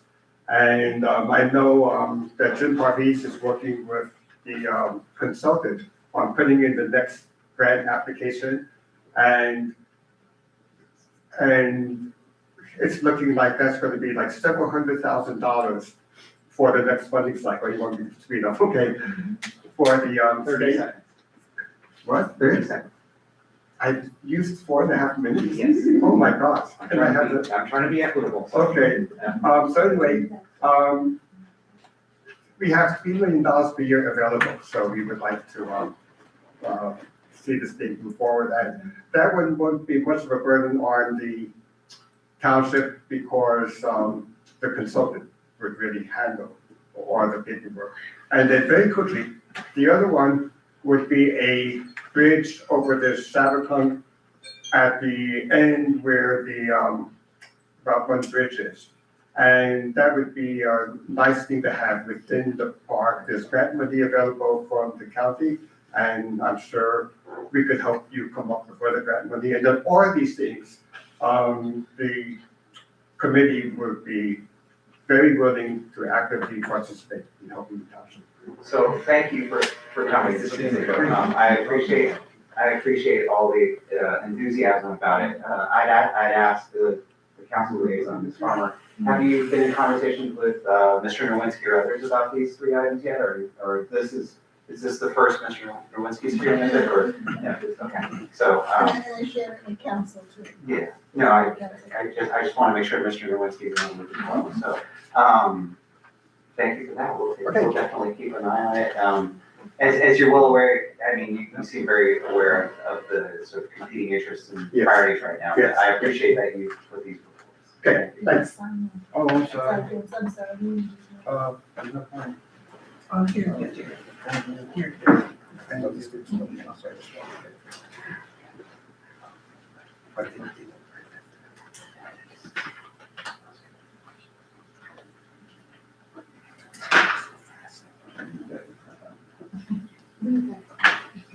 Because they can't see it.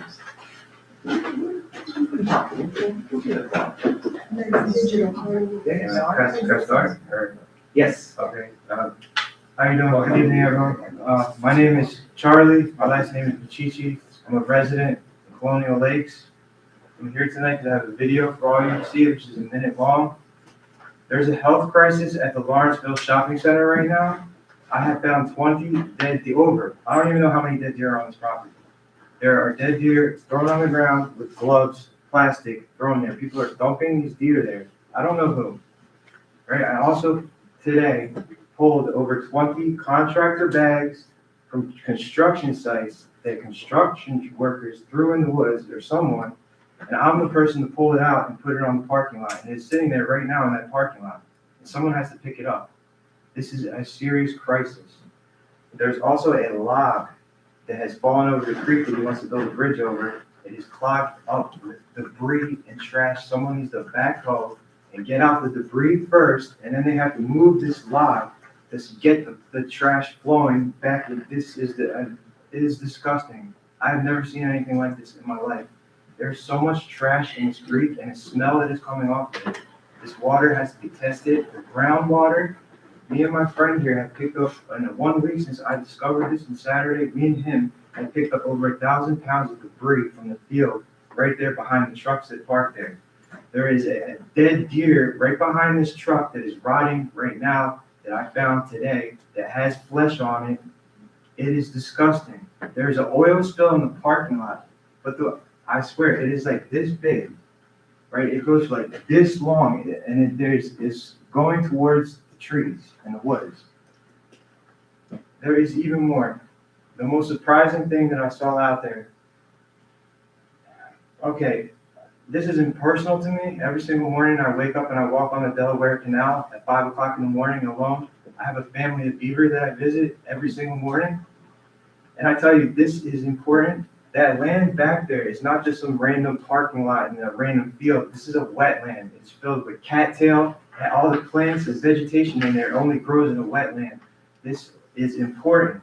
The beaver are important. It's a keystone species. It and the wetlands that it creates, they trap water and they keep it out of our neighborhoods. And this is contaminated land that needs to have specialists come and look at this soil. There are hundreds of people that work in the shopping center. They just put in something for kids. Thousands of people visit. This is a high traffic area. This creek is polluted. It is linked to the lake. The lake dumps into the Assunpink. The Assunpink dumps into the Delaware. That's where the drinking water for 250,000 people comes.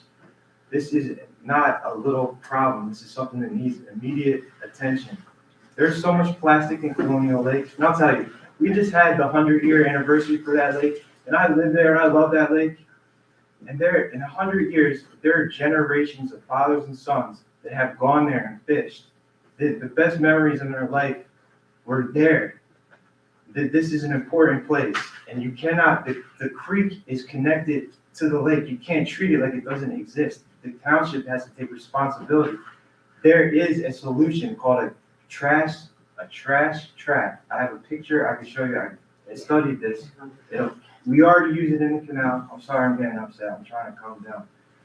But this is a serious problem and I need to get it across. A trash trap can be installed upstream and catch all this trash. After every rain, someone has to come and empty out all the trash with a backhoe. So this needs to, like you guys, a regular citizen cannot be Googling how to install one of these in this lake. A professional has to come out, it has to be installed, monitored, checked, so it doesn't disturb wildlife. There's a lot of people that have to get on the same page, but there's not enough time. In 1 month, all the vegetation is going to turn green. It's going to be impossible to get any trash, any litter, or even get back there at all. It's going to build the ticks. This needs immediate action. This is why I'm doing this. I know how important this is. In that creek right now is a beaver dam, or beaver lodge, that is 11 feet long. There are chewed up trees everywhere. This is their habitat. I know this is strange to care about, but this is why I'm doing this. All right. Yeah. No. You had a few more seconds, so yeah, I just wanted you to know that you had a few more seconds. Oh, okay. Yeah. But also, this area is important. It's historically important. Right down the road from the Princeton Pike in the shopping center is the battlefield. This is the 250th year anniversary. This animal is historically important as well. The fur trade pushed westward expansion in this country. It is an important animal that people need to know about. And this place is perfect. It could be a park. I swear, I've hiked all over and tracked beaver all over this watershed, and this park is important. I swear, everywhere else, if you want to see a beaver in a lodge, you got to walk through the woods a mile and a half through all this stuff. People don't want to do that. You have to park in this parking lot, walk up a trail 90 feet, and you can see a beaver. And there's an Olympic-sized swimming pool beaver pond right there. It's 6 inches of standing water. And this oil is leaking towards this pond. This is very serious. I didn't go to school for ecology. I study this stuff because of the beaver.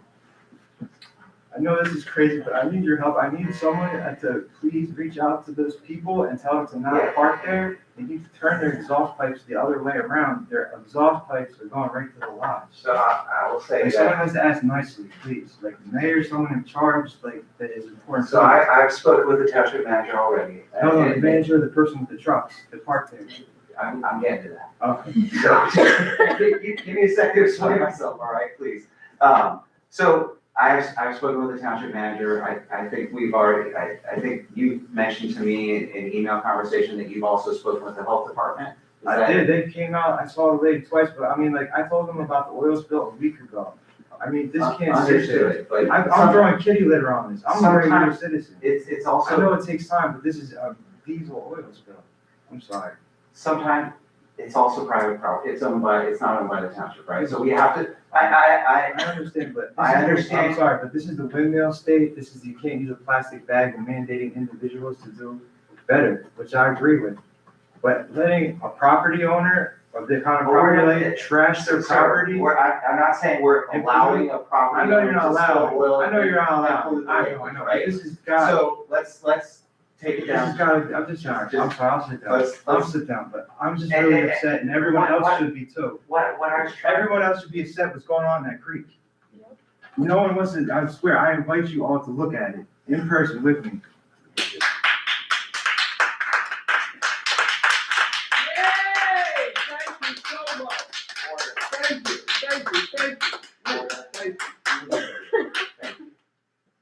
I was just gonna say, as a resident of Colonial Lakelands, I have been impressed by the beavers that are there. I've been maybe not as happy about them taking down some of the trees on the bowling alley side, but I understand the importance of the beavers at that lake. And so I understand the importance of that lake, and I think all of us on this council appreciate nature and its importance, right? So we're gonna get to the bottom of it, but it's gonna take a little bit more time. And I understand your urgency about it, and I think the manager's heard that loud and clear. So we'll stay in touch and keep you updated. So, but thank you for your passion, I appreciate that. Anyone else for public comment? Yes. Thank you. If I can say, again, thank you for your passion of our initiative and bringing it to our attention.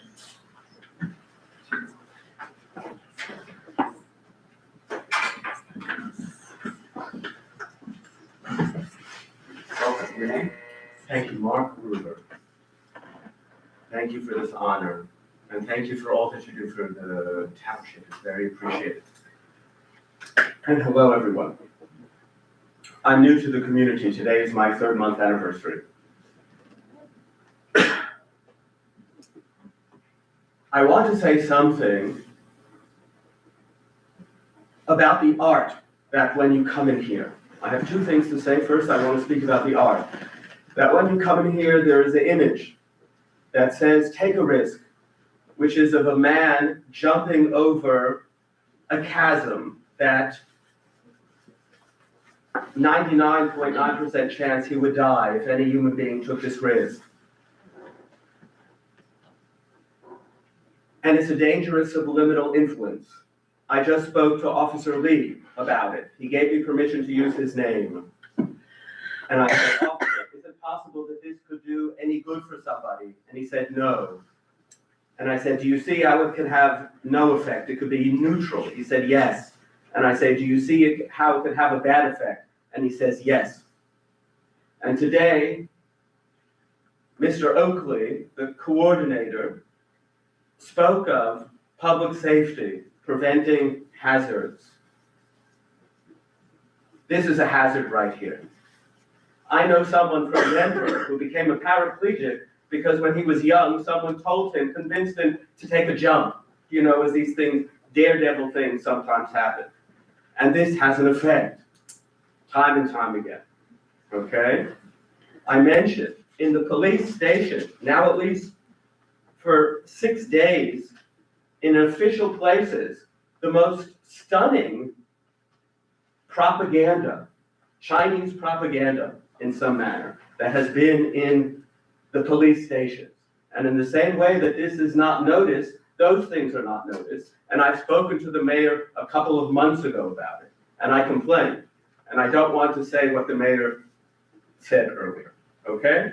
I will now move to my second order of business. I'm a sociologist, and I have been doing a study for 7 years in Europe, nearly. Before I came, I was away from, I'm a Native American from Manhattan originally, although I used to live in New Jersey also when I was young, and in Essex County. On about 2,000 women, and a number of ladies here know about my study, there has been an enormous breakthrough on the female mind. So that what has been discovered is that what is most important to every normal woman on earth is for her to be herself. Yes, we have a, yes, so we know that this is true. The men will not understand this because I'm a Berkeley trained sociologist, I did not understand. There has been a major breakthrough regarding what is most important to the female mind, and it is very distinct from the male mind. And the last week, I was in conversation with the governor's office,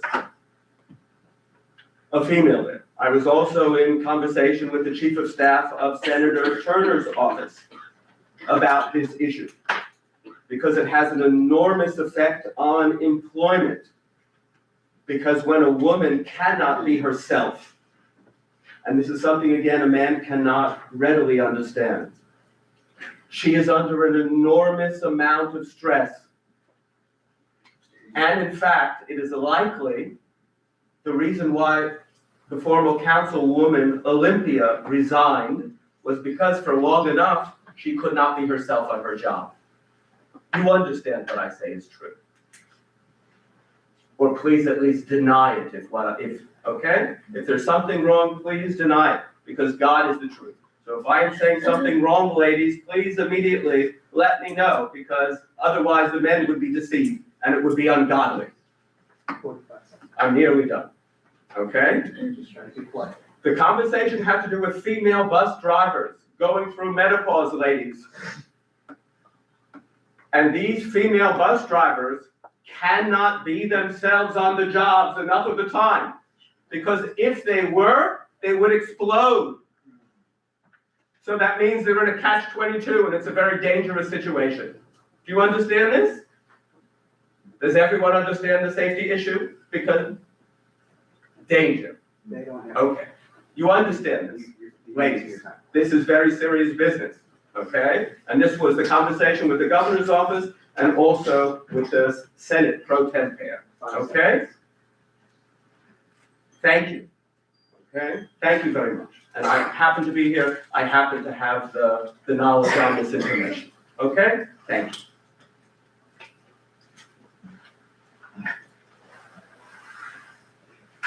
All right, anyone else for public comment?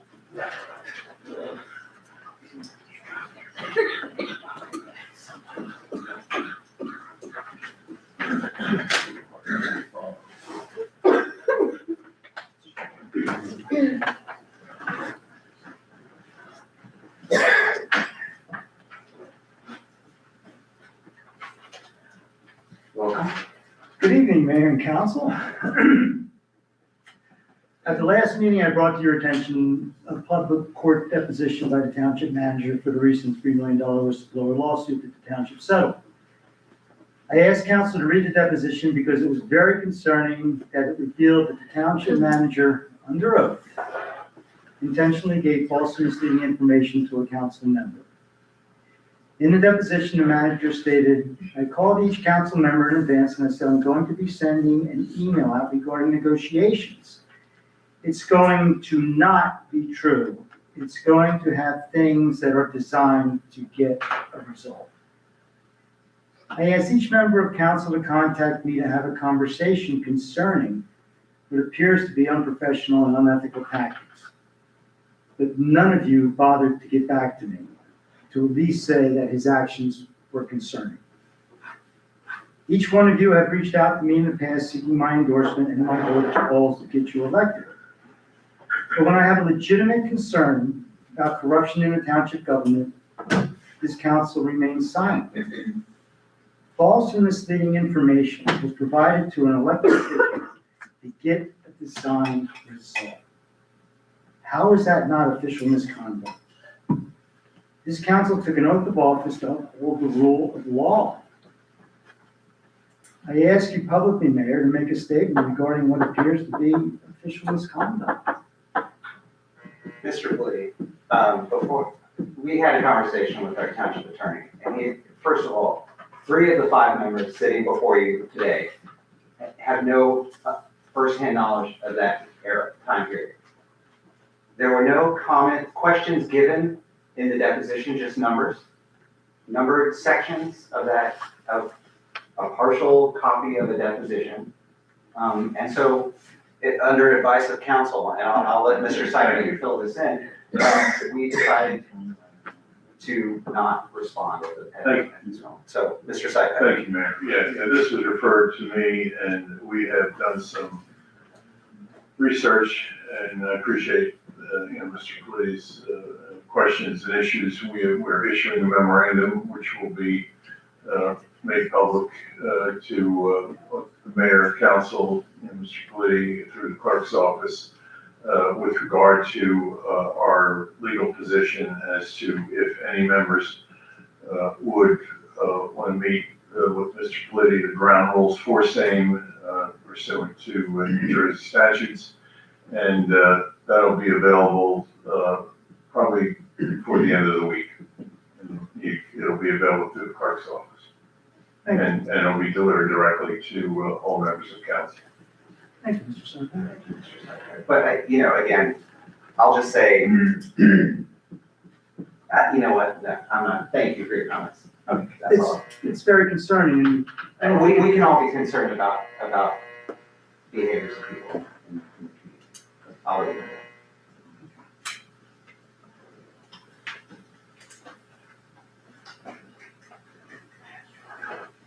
Anyone else for public comment? Mr. Mayor, may I make a comment? No. I didn't. You know what? Yes, but please keep it brief. I continue to be outraged and disappointed by the disingenuous statements by Mr. Politi. He knows the truth. He just made a statement to you that completely eliminates the nature of what transpired. He did it purposely, and for whatever reason, he believes that by standing up there, he's immune from liability. I am at the point where I said I was done before the last time. This is all he does. He comes up here and he makes discrediting remarks about me and sits down and is very pleased with himself. But it's disgusting, it's inaccurate, you know the truth. Mr. Konecki, you know the truth. Mr. Sipek, you know the truth. There's a bigger story out there, and he knows the truth, importantly. And it's disgusting, and also, after 25 years of knowing this man and him supporting me throughout my entire career, it continues to devastate me as a human being. Because all I do for this town is I try my best to do the work that you guys asked me to do. And that's all I have to say. I will say that I appreciate the work that you do, Mr. Chairman. I'll say that publicly. Can I add one really quick? As a point of clarity, I've never asked for your endorsement.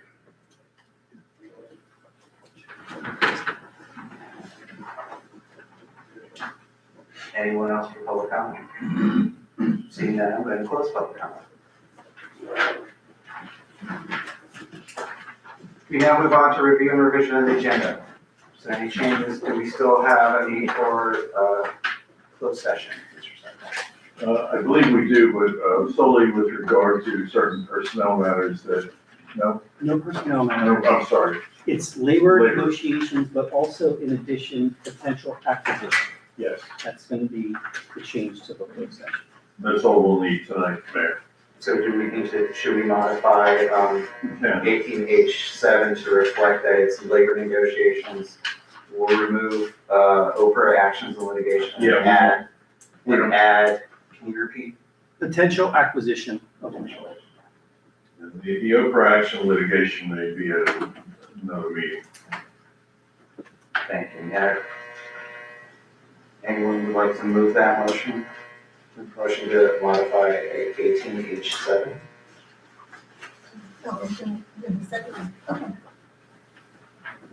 I'll make a motion to move, to modify H7 on regular closed session of council meeting following the regular meeting, discuss the matter dealing with labor negotiations and potential acquisitions.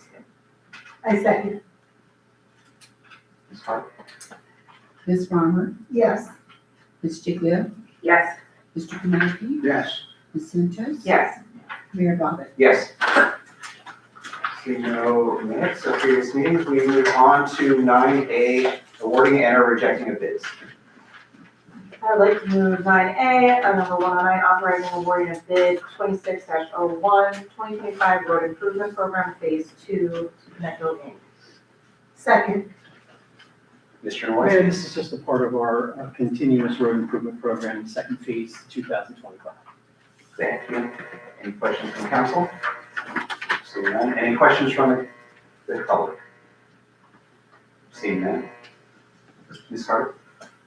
Ms. Farmer, Yes. Ms. Chiglia, Yes. Mr. Kaneki. Yes. Ms. Santos. Yes.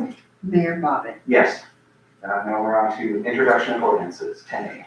I'd like to move ordinance number 2506-26, an ordinance amending chapter 15 of the Lawrence Township Administrative Code entitled Boards, Committees, and Commissions and Committees, ordinance number 2084-11, to rename the Borough Growth and Redevelopment Committee as the Business and Economic Growth Committee. Second. Thank you. I'll ask Ms. Santos because she's the one who put this on, not the manager. And I'll, in this interest of time, I'll keep it quick. So the Growth and Redevelopment Committee last year took a look at their mission and devised a focused plan built around 4 strategic priorities. Those are to facilitate local business networking and support, promote local spending, advocate for technology to improve their business environment, our business environment, and enhance integration and advisory in planning and development. So they recommended a new name which reflects these 4 pillars and their new mission, which is the Business and Economic Growth Committee. Thank you. And with that, any other votes? Ms. Farmer, Yes. Ms. Chiglia, Yes. Mr. Kaneki. Yes. Ms. Santos. Yes. Mayor Bobbitt. Yes. 11, adoption of ordinances. And to move ordinance number 2505-26, an ordinance amending chapter 435 of the Lawrence Township Administrative Code entitled Vehicles and Traffic, designation of one-way traffic pattern for public alley. Second. Thank you, Ms. Farmer. Mr. Nowinski. This just designates a one-way traffic pattern for a public alley between Pear Street and Strawberry Street. This action arises from a request from nearby property owners, was investigated, considered, and recommended by our municipal engineer. Any questions from council? I have to say, when I looked at that street, that alley, I was surprised it was two-way. So thank you. Any questions from the public? Seeing none. Ms. Hart? Ms. Farmer, Yes. Ms. Chiglia, Yes. Mr. Kaneki, Yes. Ms. Santos. Yes. Mayor Bobbitt. Yes. Managers report. I just have something quick to report. The township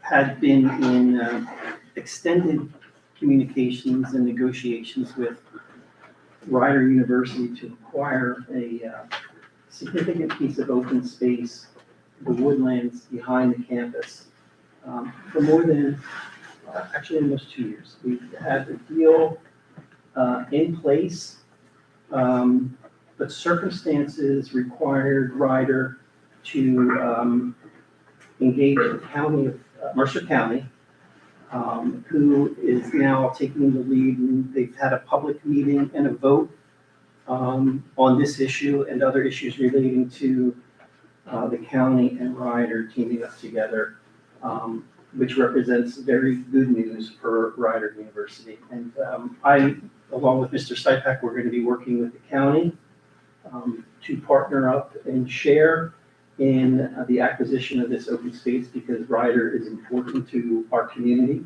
And I want the community to know, and to Ryder to know, that we are here to support their continued success, actually getting through this difficult time to return back to a successful private institution, which is challenging private institutions around the country. So it's really good news. The county really came through big.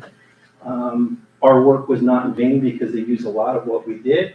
And the information that we compiled, all the survey work, it was relied upon to allow the county to act very quickly to get this done for Ryder. So congratulations to Ryder and to the county as well. Mayor, that, just a minor clarification, that the meeting that the matter spoke of was the formal meeting of the Board of County Commissioners, where they passed multiple resolutions with regard to Ryder University. And I've had discussions with some of the so-called three county commissioners and county executive, and there is a concerted effort on the part of the county through available funds, not just county funds, state funds, and other funds, to help this great university right next door to us survive. And I think our participation, and especially Mr. Derwinski's concerted effort with the meetings with Ryder, has been very fruitful. And you can only imagine if that were to no longer exist, the problems we would have here in Lawrence Township. Thank you. Anything else? Yeah, I'll share with you, Mr. Nowinski, and the rest of the council and the public. I had a meeting today with the county executive, and we discussed that a little bit. And so I have a little bit of download to give you later, and the rest of my colleagues on council. But again, the county executive was very clear about how important Ryder is. Not only I expressed the importance of it to Lawrence Township, but he expressed it in terms of the importance to Mercer County. So it's nice to see that it's known and recognized as an important piece of that. And importantly, the LHT segment that was envisioned to go through the Ryder campus, we were able to redirect it in a way that it's going to be a really meaningful segment within the woods area. Ryder is happy with, the county is happy with, and that we are certainly happy with, to further extending out LHT trail system. Right, and you just remind me, I'm sorry to take a little bit of time, but just the importance of the big woods, how special that forest is, both for our community today, but also for Alva Leopold, who went to Lawrenceville School and who roamed the big woods and was one of the founding people of the environmental movement. And so to know that that piece of land is going to be preserved forever is just a really special thing. Attorney, any questions from the manager, from council? Just good work. Attorney's report. Nothing this evening, Mayor. Thank you. Mr. Stipak, clerk's report. Just two things.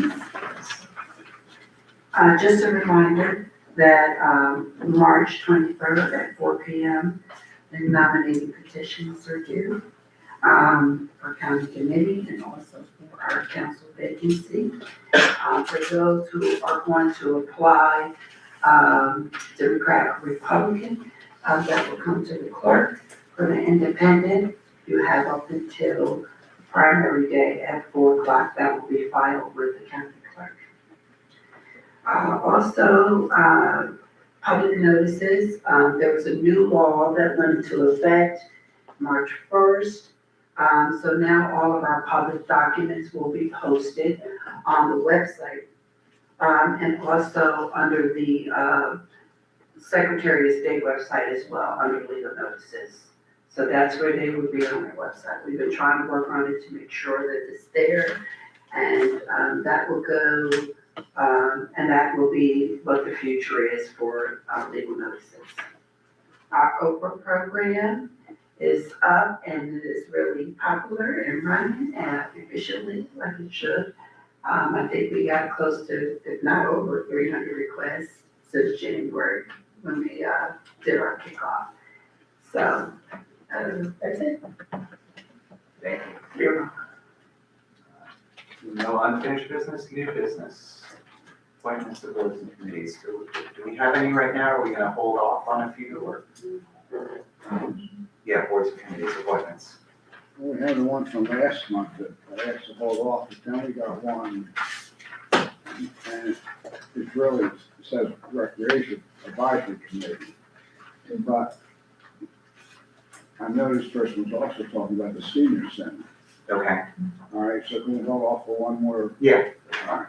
I defer to the liaisons if you wanna have a comfort level and especially Ms. Giglio's and new member council to just have time to review, so, all right. I did also give you new ones that we received, well, I received a new one for environmental, I think I sent that. Yeah. So you can look at. And then also, well, we have two for environmental. All right. And the other boards are recreation, public safety, and two more boards. I mean, so some of them that apply, the board is already filled. Okay, and you had also given us the most current, I did, I put roster, that, you yes. have that, yeah. Wonderful, okay, thank you, so we can also figure out what's needed, okay. Further public participation. 3 minutes this time. I will take a second opportunity, thank Of course. Just state your name again for the record. Mark Ruber. Welcome. Something very serious is going on here, which 3 of the female counselors are, 2 of the counselors, I'm sorry, are aware about. Well, to some degree more Amanda, but directly, sorry, just one of the counselors. You can direct it to me right now. Pardon? Continue. There was a breakthrough in my study that happened at the end of December, and council member, then Mayor Patricia Hendricks Farmer was involved. And the breakthrough was something, a parenting practice for mothers to guide their daughters, to get them to be able to less painfully experience their monthly cycle. Again, the women who know about this, including the clerks, if there is anything that I am saying that it is not true, please state. I don't understand what this has to do with Lawrence Township. I'm about to explain. Okay. Again. That is something personal. It's All not. right, it is personal. It's my not. opinion. I don't want to hear it. All right? I have been sent by the diocese to report child abuse, okay? I have spoken to the chief of staff of Shirley Turner, and she could understand how this is child abuse if this information is not given to the daughters. Wait. You're indicating that you were here at the direct direction of the Diocese of Trenton? I'm sorry, repeat your question. You just indicated you were sent here or speaking for the diocese. No. You said diocese. I didn't say diocese. Diocese of what? Of Trenton. So are you an official representative of the Diocese of Trenton? I'm sorry, you misheard me and. No, I didn't misheard you. I'm very careful when I listen. I have a recording. Maybe I spoke fast. I will repeat myself. Okay? The Diocese of Trenton gave me the thumbs up. So you have official recognition from the Diocese of Trenton. Are you saying that? That is not what I was saying. Well, you have a thumbs up, what's that mean? Not to come here, I was not given the thumbs up. Well, then you can't make representations involving the Diocese of Trenton in a public meeting if you're not an official representative. I'm So, not so doing please refrain from doing that. to contact New Jersey because of mandatory child abuse reporting. This is that I went because it involved the diocese. So I went to the diocese and this is what they advised me to do. The thumbs up. This is That what I not, did. this is not a forum I'm just involving. letting you know We have no, this this board. could be a matter that the township could be sued. So Okay. you are aware. I've This, given you, this, I've tried to. this governmental I told entity. you more, that's all I need to Let say. me is to warn you. respond. This governmental entity has no jurisdiction over the criminal laws involving child abuse. But there's mandatory reporting that every single. No, Jersey- this governmental entity does not have mandatory reporting. The police department may. No, there's mandatory for every citizen. There's mandatory reporting of child abuse for every citizen. So if there are members of the council, or if there are people who are aware of this, and I said, if I'm saying something not true, then they should say something. I'm letting you know, mister, there are girls at risk, and you may be liable financially. Thank you.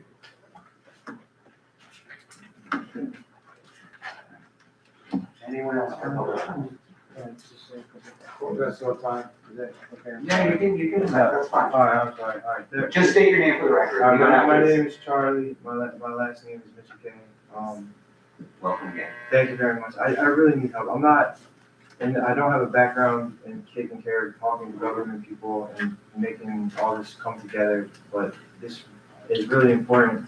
I'm trying to, I just really need help, is what I'm trying to say. Understood. And this is a really serious issue. I really think that there's something going on in the ground back there. In that field. There's the nastiest stuff that I used to have, my worst job I ever had, I used to work as a baggage handler. People don't realize every time a plane lands, someone has to empty the lavatory. They have to hook up a thing and pull this thing, and sometimes it leaks. That job is a cakewalk compared to what is out in that field and what me and him have been pulling out there. This is stuff for years, and plastic is deteriorating. The only way to get it out is to lift it up with your hands or it'll crumble into a million pieces. There are suitcases out there, there are cages out there, we found a trap, an animal trap, there's a bed in there. There's this stuff has been there piling up for years. I'm really sorry, but I know no one really goes back there. The reason why I haven't been back there in years is because for years, this place, crackheads used to smoke back there. That's why I have never been back there in years. I didn't even know the lodge was there. But what they have done to the creek, and the bank is eroding on the creek, it needs to be reinforced. It is literally about to fall off. It is dangerous back there, and also the beaver have dug a canal right into the field. They have flooded the field, and there is a beaver pond there that is literally the size of an Olympic swimming pool. I mean, this is the pollution in there. This is really a serious problem. I mean, someone that has a degree in this kind of environmental science needs to come to the site and look at it. And the EPA, I talked to all these people. I had texted, emailed, report everyone I can imagine, because this is an important spot to me and to all the people in this community. And I'm just really tired, exhausted and emotionally, and I need to sit down. I'm really sorry, but I'm just so tired. It's okay. I've never stayed this way. I have to go to bed every night at 8 because I have to wake up at 4 to see my beaver at 5. So That's dedication. That's I'm there dedication. every day. I mean, most people do not get to experience this. I know my dad told me not to do this, but I think I had 2 seconds left, so I'm just You got a little bit of time. I'm not going back. We have 30 seconds. I'm not gonna show you, but anyway, I'm just gonna sit down. So I will share this. Yeah. Right? I appreciate your passion. I appreciate you coming up. I know it's not easy to come up in public and speak about something that you're passionate about. And sometimes it can get. Well, I'm not the most articulate person here. I'm just a regular guy. I work at a grocery store. I mean, It's all good. I've read books and I've studied, but this is But I think one thing that could be, first of all, I would suggest, and the manager has a different idea, but I would suggest, first of all, stop going into the woods and pulling out stuff, because you don't know what's in there, you know? And second of all, if you could, you know, you have my email address. If you could send me, another email with sort of the exact.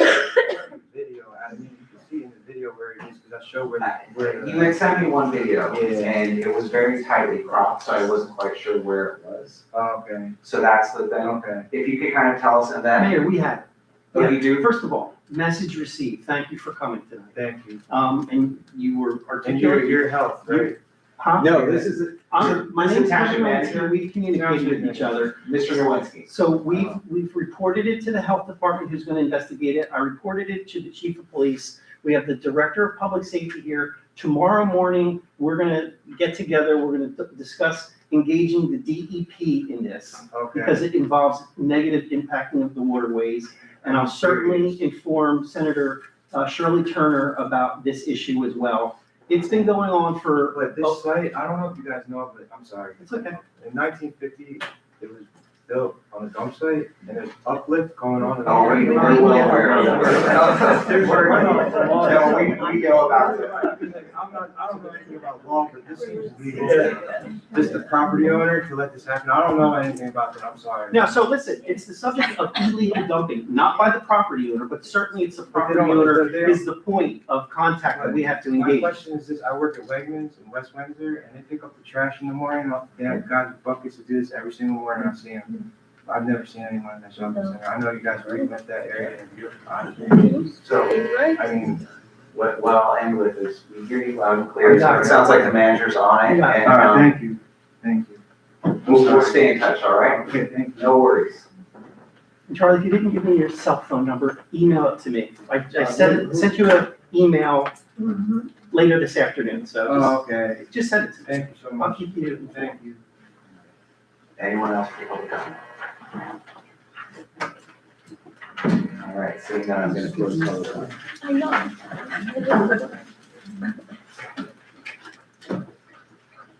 And with that, we're on to 18 resolutions.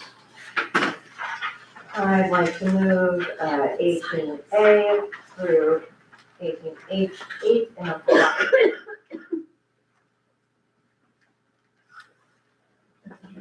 Second?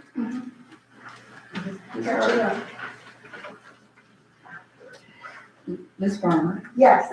Ms. Cynthia, Yes. Mr. Connectney, Yes. Ms. Sanchez, Yes. Mayor Bobber. Yes. Council initiatives and liaison reports. I mean, we've heard from one of your. Yes, departments. so we heard this evening from the Trails and Open Space Committee. And the DEI, the Diversity, Equity, and Inclusion Committee met last week. Basically, we're looking at the events for the year. There is an interest, Mayor, for you to possibly visit one of our upcoming meetings. Okay. They would love for you to have a conversation with them. About, or is it a surprise, or just Yeah, about? you'll be proud, yeah. Okay. Surprised. A friendly conversation. And then,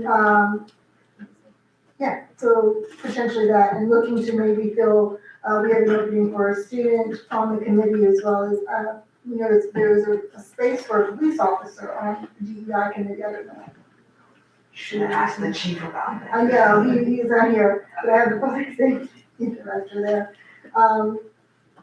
Yeah, so that's it, historic has not been, and as you know, on Saturday, the Historical Society honored our former Mayor Karen Mount, as well as Dan Haggerty, who has done a lot of work in our community. Sorry to miss that, it sounds like a great thing. Anyone else? With that, written communications, motion to go into executive session. Motion. Hey, Chris, thank you. Appreciate it.